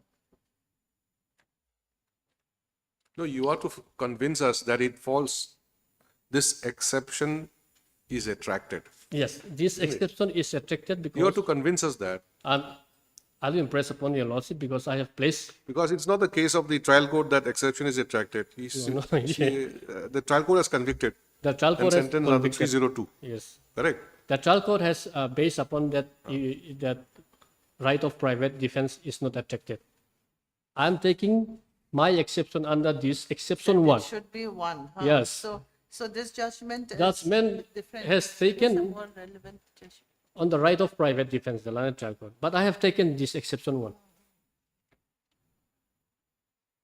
Now, if I may be allowed to read section 304 IPC.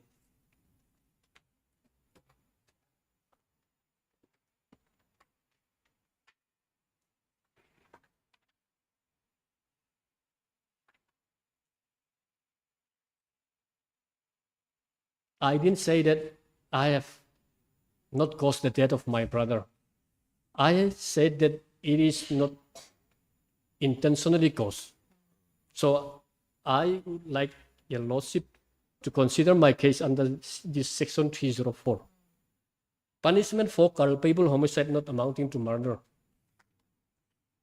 Whoever commits culpable homicide not amounting to murder shall be punished with imprisonment for life or imprisonment of either description for a term which may extend to 10 years and shall also be liable to fine if the act by which death is caused is done with the intention of causing death or of causing such bodily injury as is likely to cause death. And the second part is, or with imprisonment of either description for a term which may extend to 10 years, or with fine, or with both, if the act is done with the knowledge that it is likely to cause death, but without any intention to cause death, or to cause such bodily injury as is likely to cause death. Now the first part is with the intention to cause death, whereas the second part is there is no intention, but knowledge is there that that would cause death, or it would cause bodily injury. So my case is that on the attending circumstances and the available material on record, my case comes under 304 part 2. Part 1 is intention. Part 1 is intention. Part 2 is without intention. Without intention but knowledge that death could be caused or bodily injury. And part 1 will be imprisonment for life. Yes, my lord. And part 2 will be 10 years. Yes, which may extend. You're trying to make out a case of 304 part 2. Yes, that's what I'm trying to. Where is the grave and sudden provocation? The grave and That will be the in the series of events. main question. In a series of events, Your Lordship will see the victim used to bully the appellant. He used to steal the No, used to, you're saying, used to. my lord. What happened in the past? He used to do this, he used to No. do that. Then one fine day you woke up and you commit the offense because he used to do something like that. Your Lordship is right in pointing that out, but based upon the judgment which I have relied, the provocation, the principle, it would say that it depends upon the series of events, the history of the abuse. There's other things also. besides Yes, that. there are many things which is in my favor, my lord.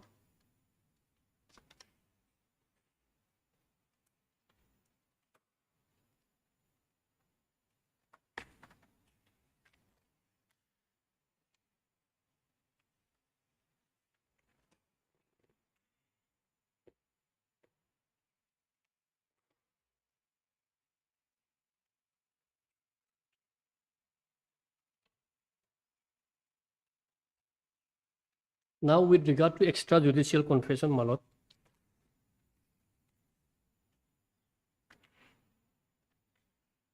No, one thing I would like to point out, Malak. while you are at this subject, you had referred to this judgment of 2012, volume 13, Buddhi Singh.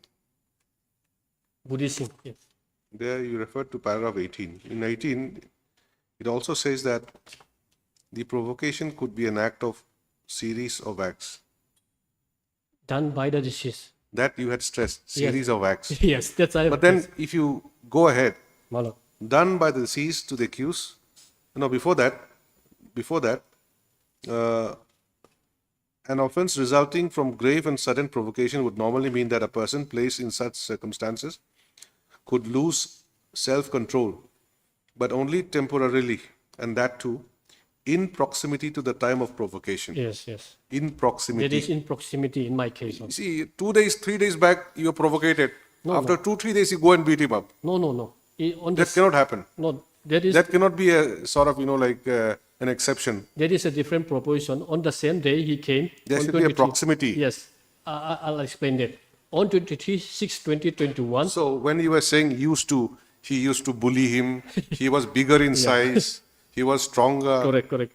Those are Those are the What series happened of acts which had earlier. happened earlier.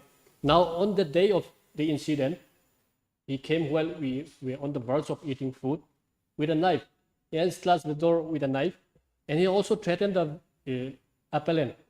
Now, that is provocation. What about one more exception, which I cannot just point out right now, Mano. that you are also supposed to move away from that place. Supposing somebody comes and provokes you, That's my house. you are supposed to move away and you have some other alternative. But since there was no such kind of, no alternative at all, Yes. you reacted. Like, That would be a different thing. like a mouse being trapped by a cat in a corner. Because I was physically weaker, he was bigger. Where's that section? Let's see.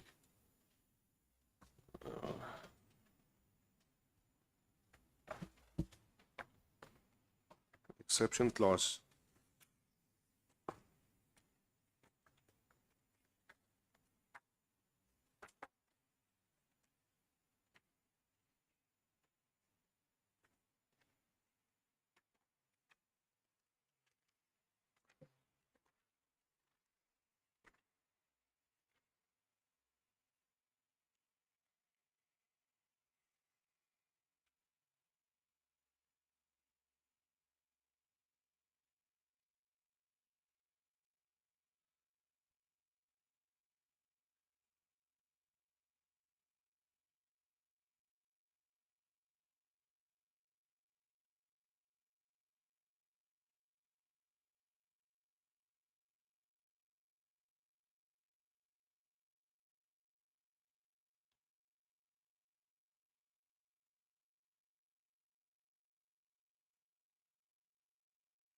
In all, how many exceptions are there? 5.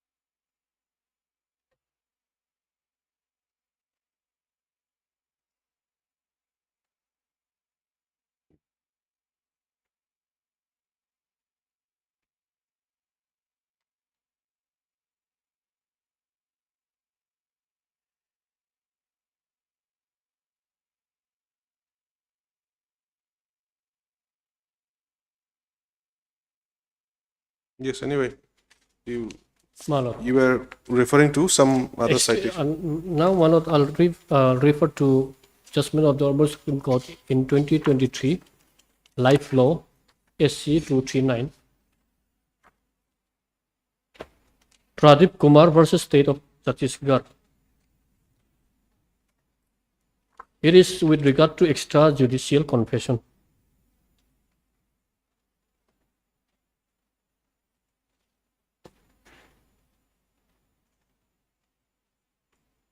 According to my limited understanding of the law, a confession, if any, before 161 made before the police cannot be regarded as an extrajudicial confession.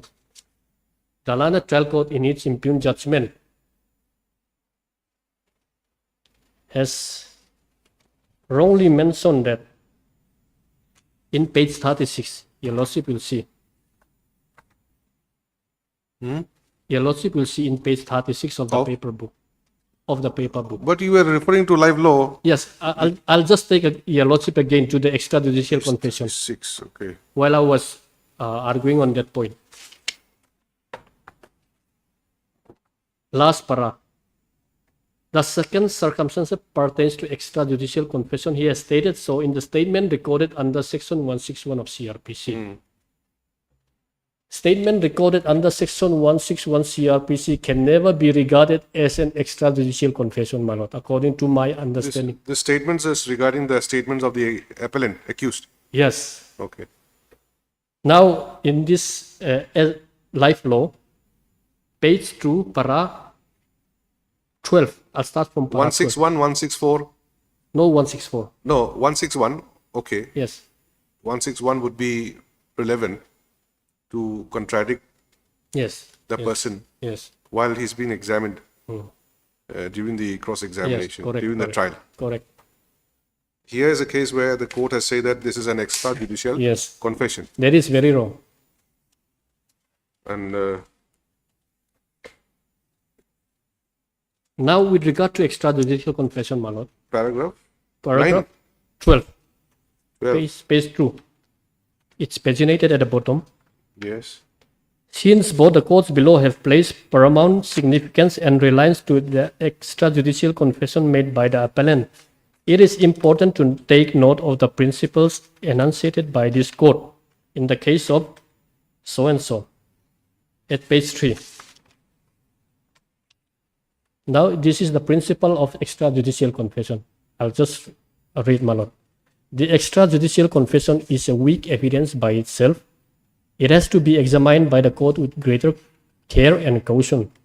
It should be made voluntarily and should be truthful. It should inspire confidence. An extrajudicial confession attains greater credibility and evidentiary value if it is supported by a chain of cogent circumstances and is further corroborated by the other prosecution evidence.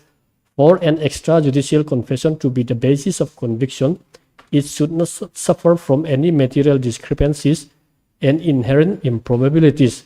Such statement essentially has to be proved like any other fact in accordance with law.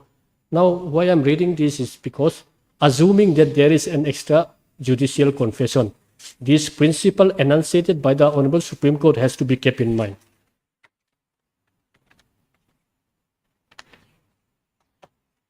With regard to the circumstantial evidence, in this judgment itself at page 6, para 26.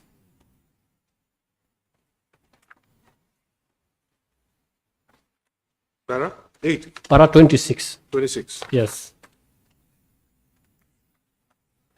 It is a case of Sarat Birichan Sarda versus State of Maharashtra. It's referring. Para 153. A close analysis of this decision would show that the following conditions must be satisfied before a case against an accused can be said to be fully established. The circumstances from which the conclusion of guilt is to be drawn should be fully established. It may be noted here that this court indicated that the circumstances concerned must or should and not may be established.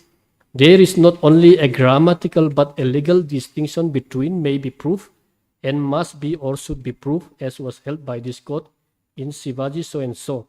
Certainly, it is a primary principle that the accused must be and not merely may be guilty before a court can convict, and the mental distance between may be and must be is long and divides vague conjectures from such conclusions. The facts so established should be consistent only with the hypothesis of the guilt of the accused, is to say they should not be explainable on any other hypothesis except that the accused is guilty. The circumstances should be of a conclusive nature and tendency. They should exclude every possible hypothesis that except the one to be proved, and there must be a chain of evidence so complete as not to leave any reasonable ground for the conclusion consistent with the innocence of the accused, and must show that in all human probability the act must have been done by the accused. Now, the Learned Trial Court has convicted the appellant under Section 302. But the Learned Trial Court has not made any finding or observation or give reasoning that it has come under Section 300 that I am liable to be convicted under Section 302.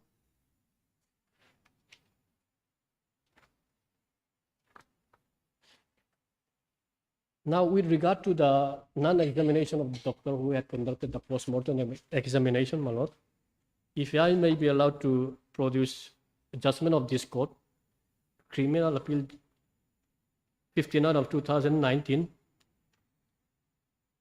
pronounced on 28/7/2023. It has referred to the, in that judgment, it has referred to the judgment of the High Court of Patna,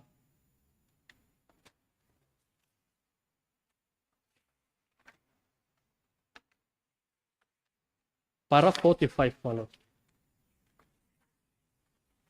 This is regarding Post-mortem, non-examination of doctor. paragraph 45. Yes. This is the case in which this honorable court has relied upon the High Court of judgment of the High Court of Patna.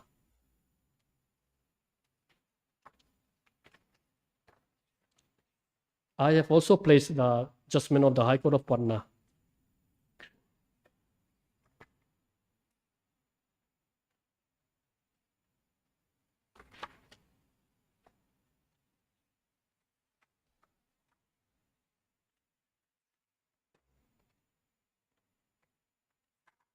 Para 45. Para 45. What is this? Singh versus Rajiv Kumar. Yes, yes. This is the judgment of the Patna. High Court of Patna. Okay. I have also placed the judgment of the High Court of Patna, but I'll read from this, my lord. Para 44 is quoted. Yes. Read. I'll read, my lord. Again, one other case is quoted. Double quoted. Double quoted judgment. In case of this thing, Sawam Kisku. Sawam Kisku, yeah. This is from Jharkhand. Jharkhand, yes. Patna is relied upon Jharkhand. Yes, yes. And you have relied upon Patna. Patna. We are relying upon the DB of this court. And that DB is relied upon this. Yes, yes. And you want us to rely upon the DB of the. Yeah. Okay.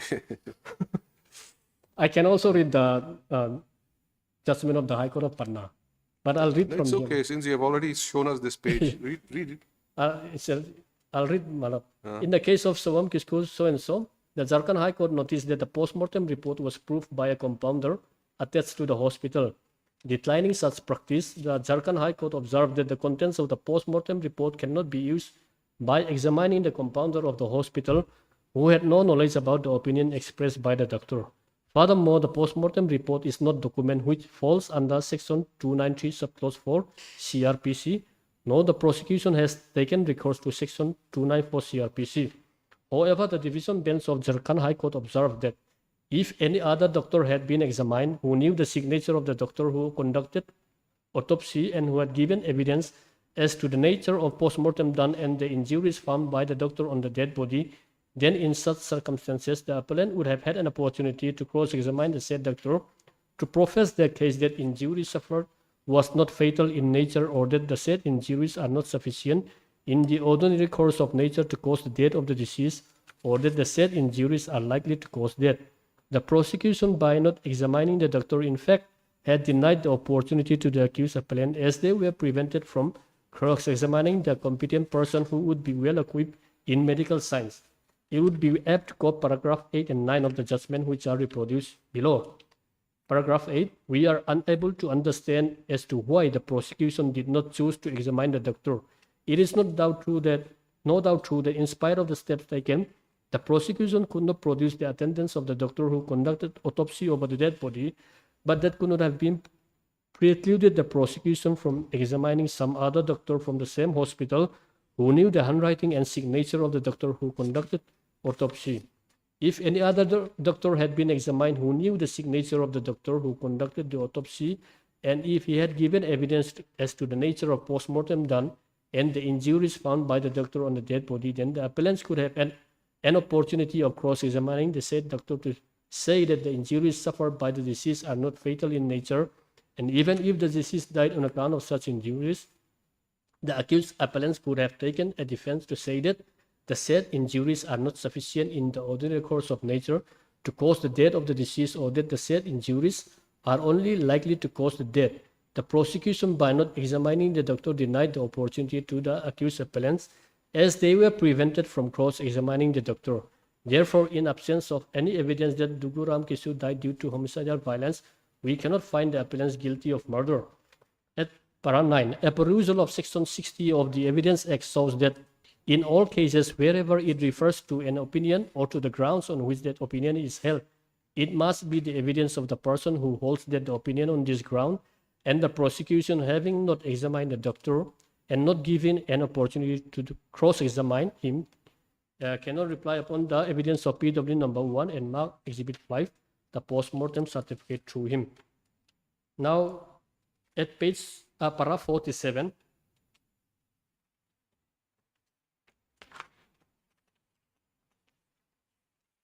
subpara 50,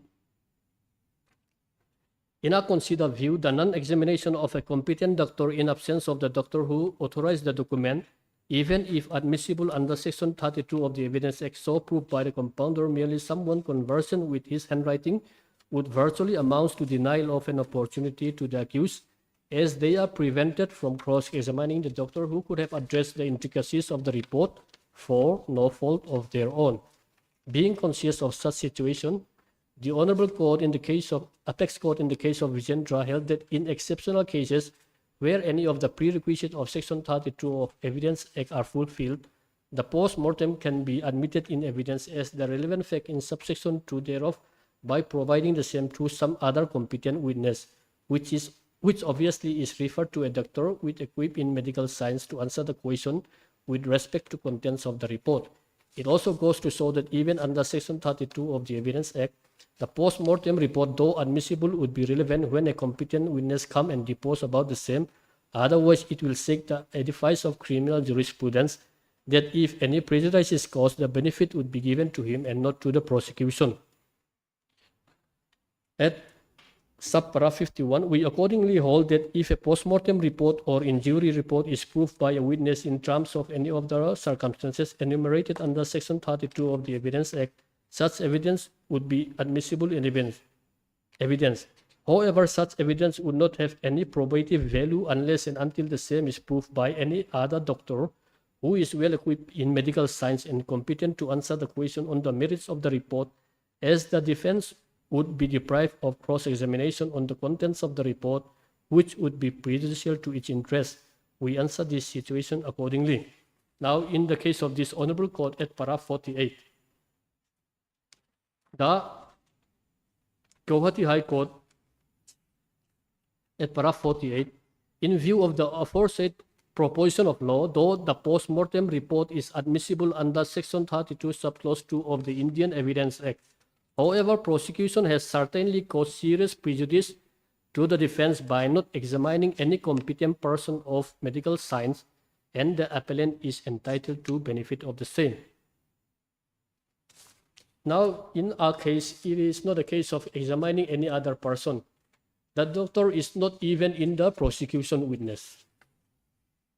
What about the PME? PME is there, it's not exhibited. Yeah, PME is also not exhibited. Not only exhibited.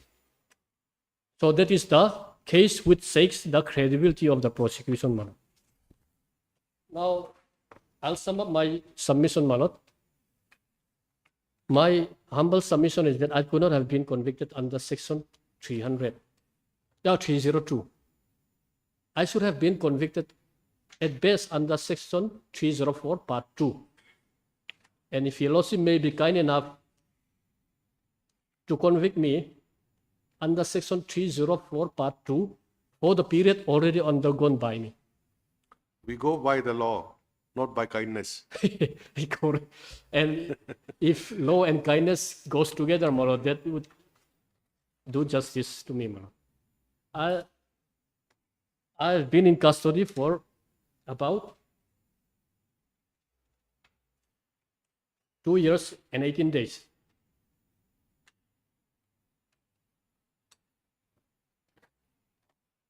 I have made my explanation in my 313, and all the prosecution evidence, even the defense witness, has stated that the victim is the perpetrator, first of all. Yes, someone's life is lost. My brother's life is lost. But this is not a case where I could have been convicted under section 302 IPC. And taking all the attending circumstances and the way in which investigation was done and the way in which the prosecution has chose to list their evidence,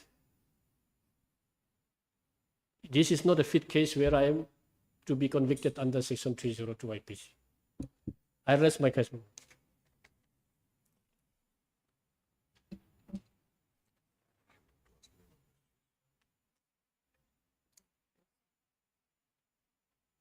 See, only thing is your allegation was, your submission is that you had the victim had approached you with a knife, Madam. but there is no any seizure of knife or anything from the Yes. place. The investigation was done in a slipshod manner, actually. Even that the person which was mentioned by the learned trial court was not even made a prosecution witness. Your Lordship has seen that. And the seized article, the seized material, which was kept in Malkhana, was identified only by two persons. And it is a plow. is it? Sometimes it's referred to as a spade, sometimes But it is what in the Mizo language? Bong tuto. Bong tuto. Bong tuto is a That's plow. no this thing, dispute about that. yes, that's not this. Yes. I'm obliged.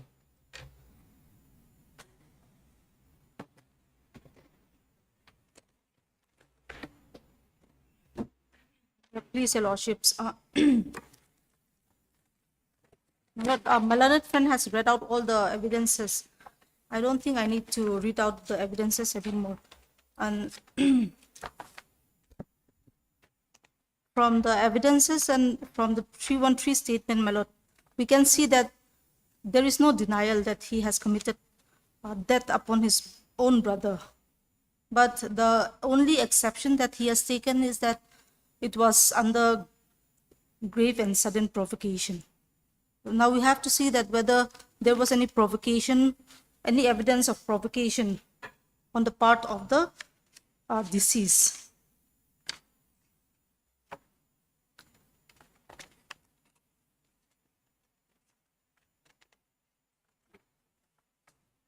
Lordship will see that in the 313 statement, he has given certain explanation, but this is only an afterthought.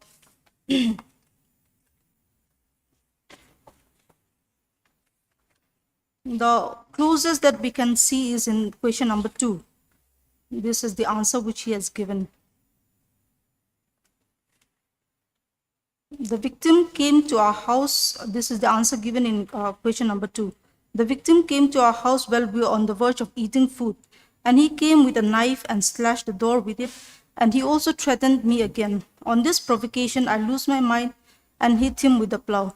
I believe I hit him only once. It was due to sudden rage. My lord, here he has mentioned that while they were on the verge of eating food, so that means he was not alone.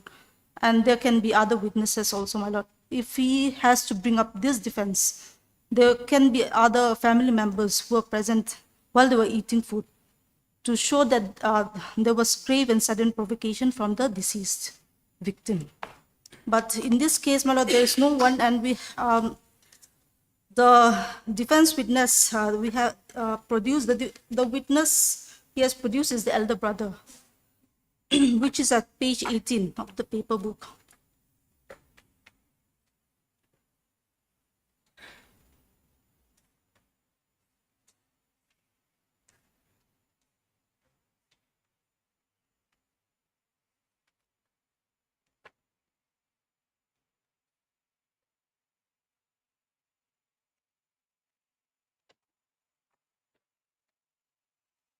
Page number Page number 18 is the defense witness, my lord. 18. Mm. The eldest brother. The eldest brother. But here, my lord, he has given certain explanation, but he did not mention that he was present at this day. The only thing he has mentioned is that on 23/6/2021 at around 8 a.m., the deceased Ming Thanmoya had entered his elder brother's house with a knife and threatened him. So he was not present in the scene when this. See the last sentence. Cross-examination. The position is based on yes, hearsay. my lord, this, yes, He was not there. on hearsay.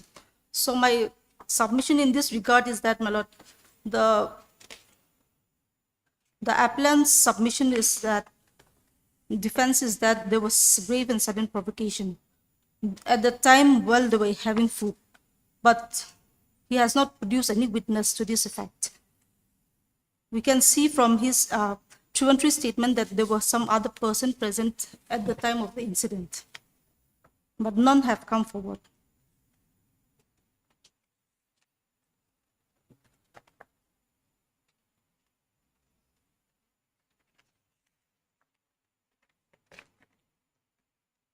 And we have 5 witnesses, my lord. And from the 5 witnesses, we have 2 Caesar witnesses and PW number 2.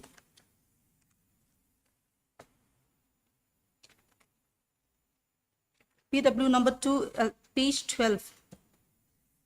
He is the one who was present when he gives his disclosure statement.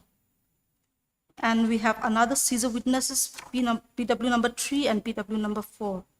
And they were a witness to this murder weapon. Madam.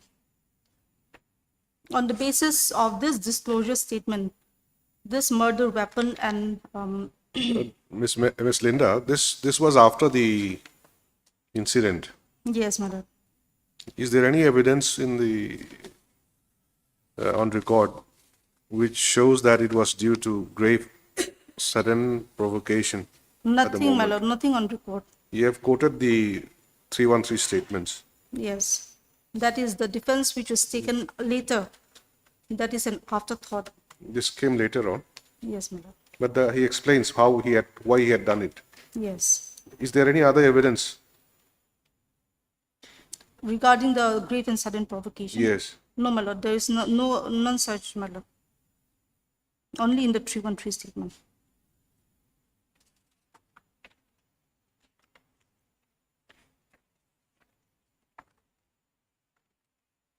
PW1 is the complainant. PW number 1 is the informant. SI of yes. police. Yes. He was not there. No. PW2 is the witness to Disclosure- disclosure statement. Yes. This was later on Hmm. when he made the disclosure statement to the police, Yes, my lord. by which the pant and the alleged weapon was recovered. And 3 and 4 are the Caesar witness. VCP and YMA. Hmm. 5 is the IO.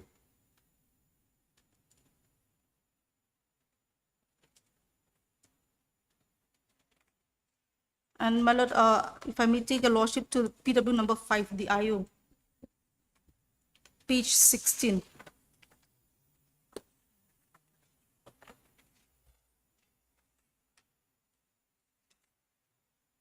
Page 16, the last para. This is with regard to the PME report. The PME report of the deceased victim confirms that the victim succumbed to his injury due to multiple blow on the head with a blunt instrument. This is the nature of injury that he has sustained, my lord. And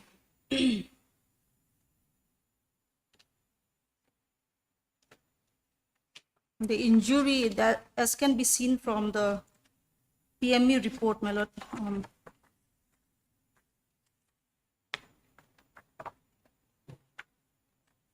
It was not exhibited also.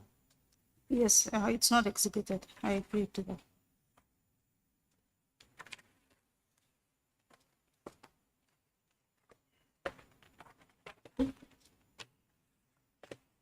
Where's the report? PME report is from page number 109. And in the last page, the cause of death is given. Page 116.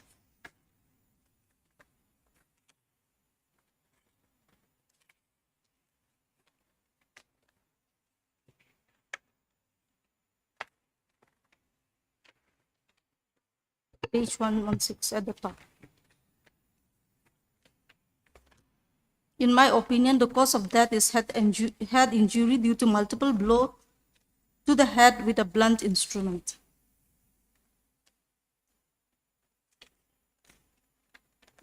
And if I take a lordship to the inquest report again, which is at page 76.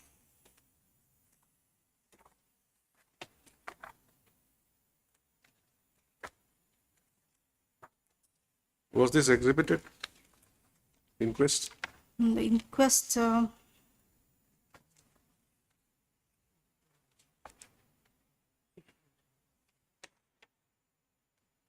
page 76. Exhibit is given in top. I think this is exhibit, my lord. Judge signature is there. Exhibit P2A. P2A? Yes, my lord. Where do you get that? At the bottom also, my lord, at page 11.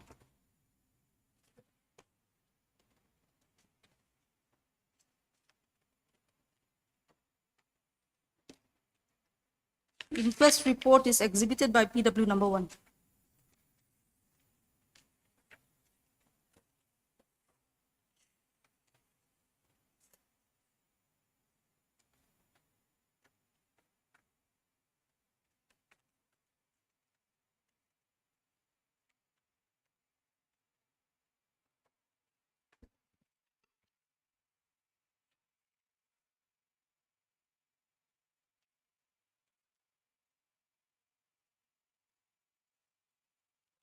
As your lordship got the inquest report at page 76. Yes, 76. At number 3, my lord, injury marks found on the whole parts of the body.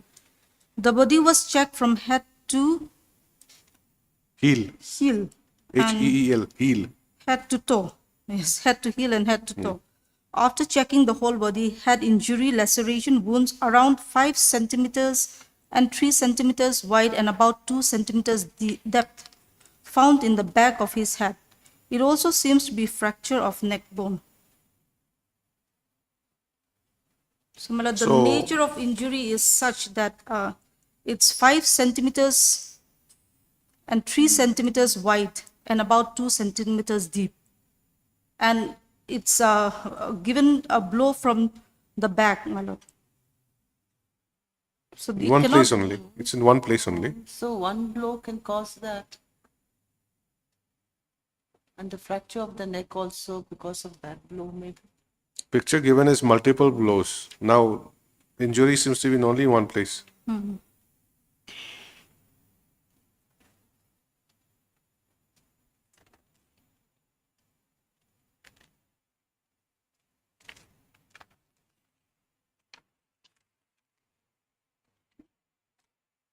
The nature of injury, my lord, can be seen that it's given from back of his head.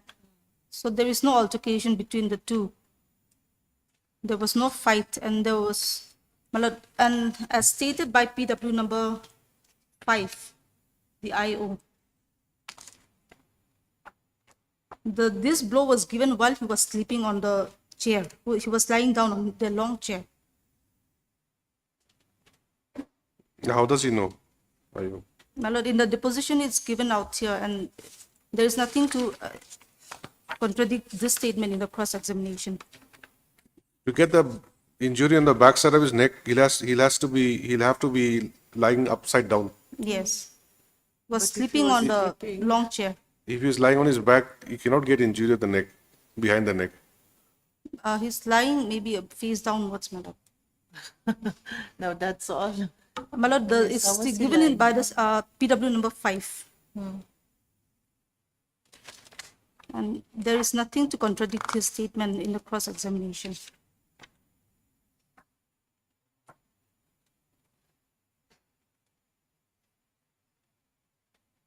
PW number 5 statement is at page 16.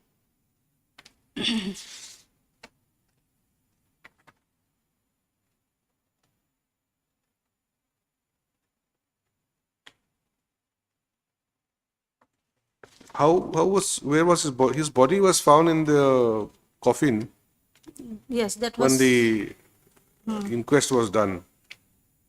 Because they had already gone to the hospital, he was declared dead on reaching the hospital. They came back, they put him in a coffin, then the police came. yes. Incident happened probably in the morning at around 8 a.m. Then 2:30, somebody had gone there, saw him on the long chair, sleeping. That person who is not even a witness. Yes. He has come up from somewhere, I don't know. And now the injury, the IO says that he was lying on a long chair. Here, my lord, in the statement given in page number 16, That was because there were some stains on the cushion. my lord, he has admitted his guilt and confessed. That is what he has stated. Pillow cover and cushion cover on the long chair had stains on it, and that was found to be matching the blood group of the deceased. My lord, in the second paragraph, So perhaps that is why the theory of him lying on the long chair has come. in the second paragraph, firstly, I recorded the statement of the accused, and the accused admitted his guilt and confessed before me that on 23/6/2021 at 8 a.m., the deceased victim, Ming Than Moy, under the influence of alcohol, came to his residence, and as they frequently had an argument and quarrels, the deceased victim, as usual, started an argument and threatened him continuously. In retaliation, he took spade, bong tutlo, and hit the victim, who was lying down on his long chair, on his head for several times. This is as per the confession that he has made. He was threatening him while lying down. It seems so from the statement, my lord. It's not very natural, isn't it? When you threaten somebody, you're lying down.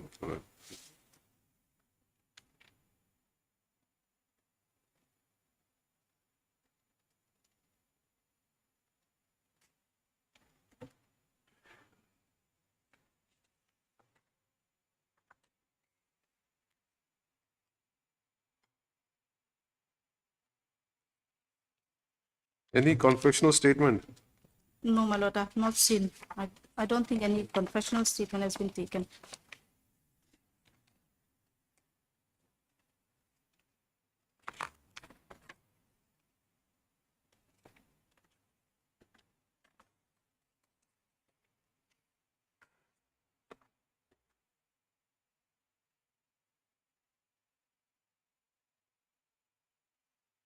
So, what according to you is the main basis of the grounds for conviction?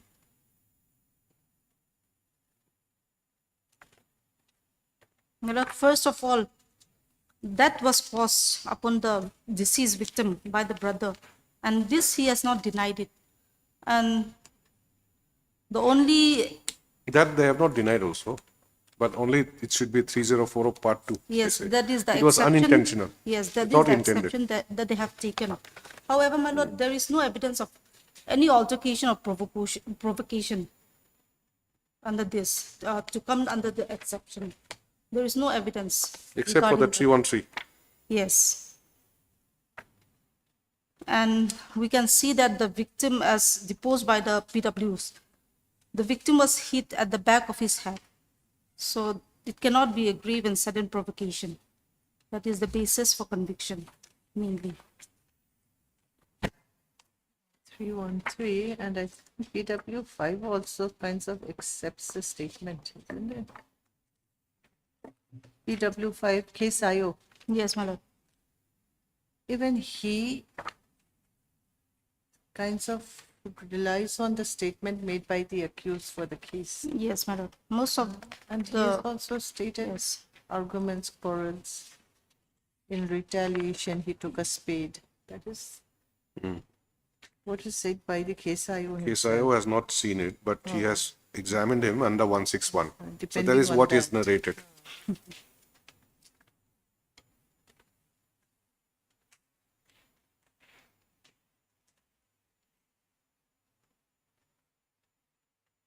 But he has not come to any different finding.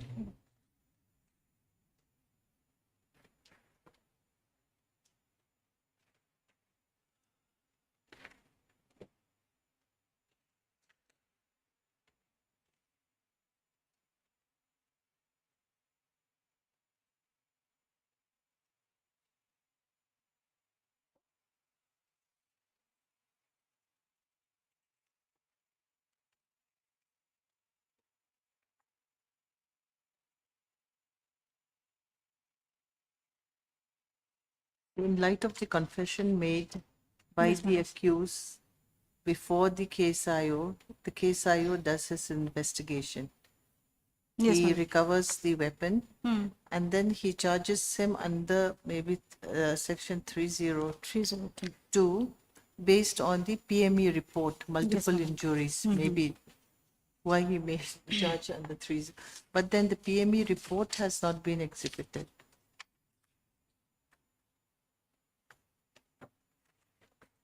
Otherwise, the rest he depended on the confession made by the accused.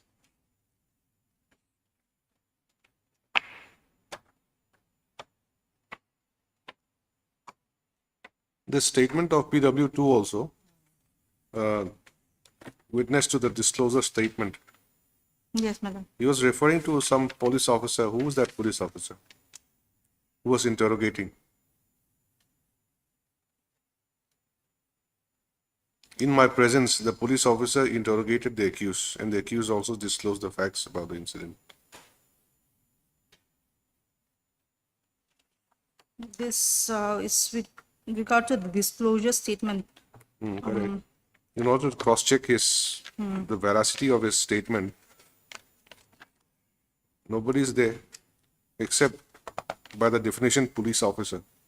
Disclosure statement is at page 80.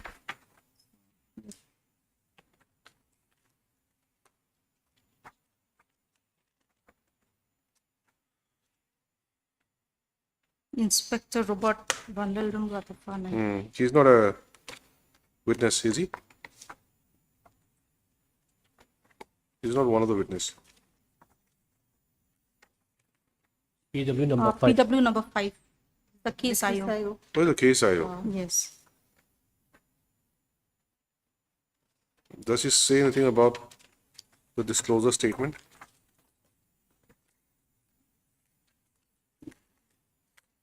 Yes, my lord. At the third para.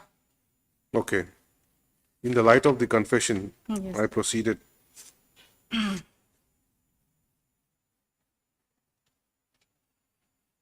Because there was no eyewitness as such, There is no so eyewitness. prosecution has to build up the case Yes, my lord. on the basis of the investigation and the disclosure statement.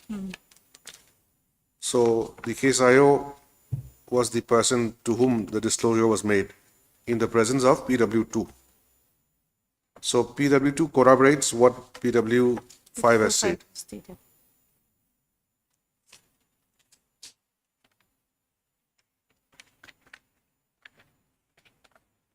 In this record, my lord, I have one citation. But these are one aspect of the matter. The other aspect is they plead that it should be 304 part 2. Now, in order to show that can be converted to 304 part 2, basic ingredients. The statement of PW2 also, what he heard, that he and his brother had this altercation. That's also good. PW2. And then he hit his brother.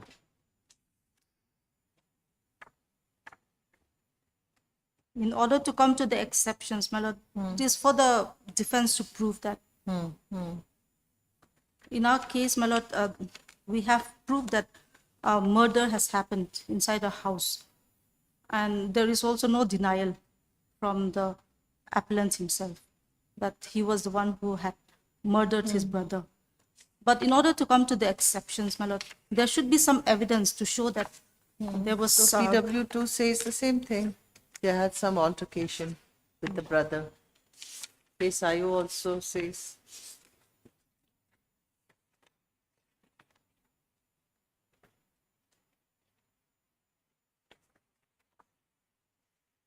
It was not as if he was lying in the chair and the brother suddenly went and hit him. Something had happened.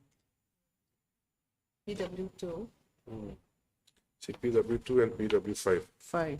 Both say that the accused or the appellant had disclosed that he had hit the deceased several times. Several times. But in the inquest, it appears to be one blow. One blow, but can it be more than one? Because the later part, he says there's a fracture on the neck also. Apart from the incision. Fracture on the neck, but the blow is really hard. It causes incision on the head and then causes a fracture also. That possibility, if you look at all sides.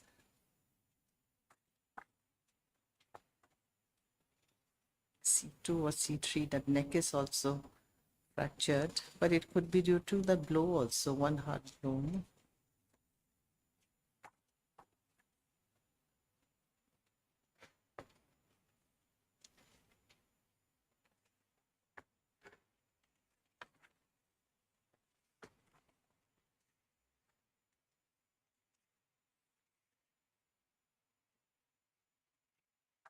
Where was the arrest made, otherwise? On the spot? Yes, my lord, inside, in the house.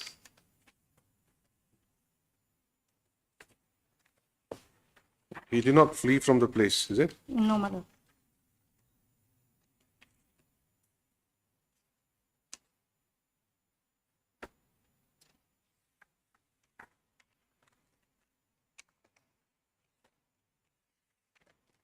Was he the one who went and informed the VCP about the incident? The The appellant himself informed appellant. the VCP.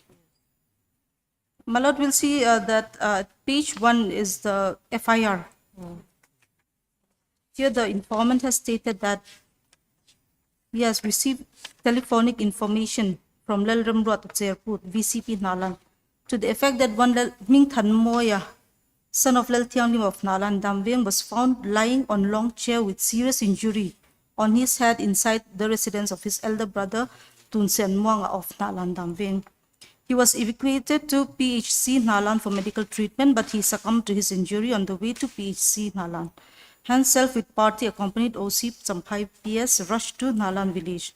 On reaching at Nalan village, it was learned that Ming Than Moya, son of so-and-so of Nalan Damveng, was found dead, lying inside the coffin inside the residence of his elder brother Tin Sen Muang of Nalan Damveng. Inquest over the dead body was conducted in presence of the reliable witnesses and forwarded to MO PHC Nalan for PME to ascertain the actual cause of his death. In this regard, all formalities has been observed and found foul play on the death of the deceased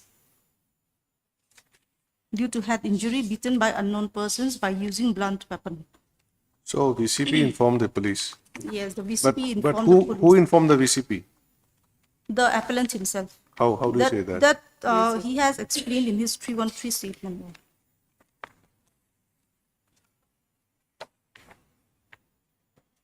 Because the VCP statement starts with that police came and did so and so. Straight away.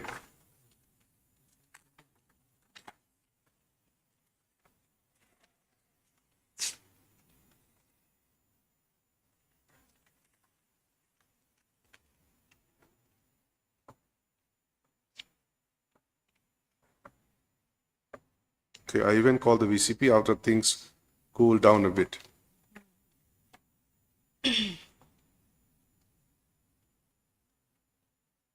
So, that time he was still alive, probably. Things cooled down a bit.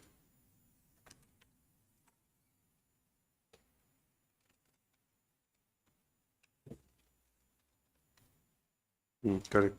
Victim was not dead when VCP arrived. However, he was dead when they reached the hospital.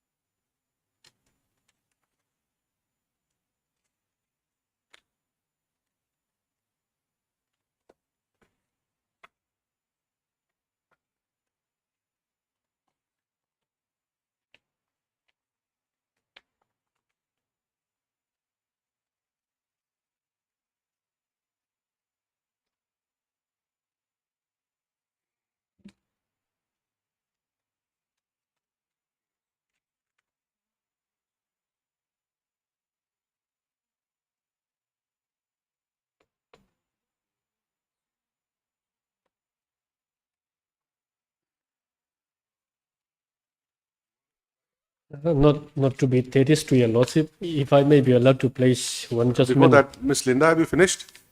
Yes, my lord, there's Okay, nothing much to okay. say. I may be allowed to place one judgment authored by one of you. It has referred to Rina Hazari case, another Supreme Court judgment, and in that case, it has converted section 302 into 304 part 2. You want to bind us with our judgment?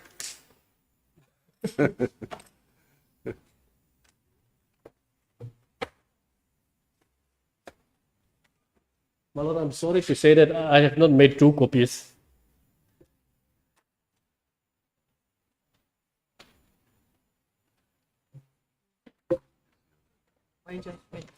So that is the case where 302 was altered to 304 part 2, and in fact what my other friend has just submitted, that I have not made any defense.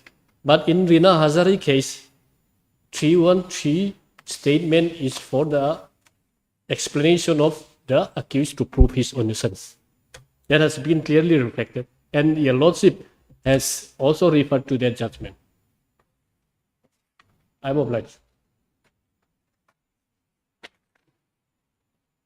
Okay, please write. Heard Mr. Sidal Fagzola, learned counsel for the appellant, and Ms. Linda Alfambo, learned public prosecutor. The parties have made their respective submissions. Hearing concluded, judgment reserved.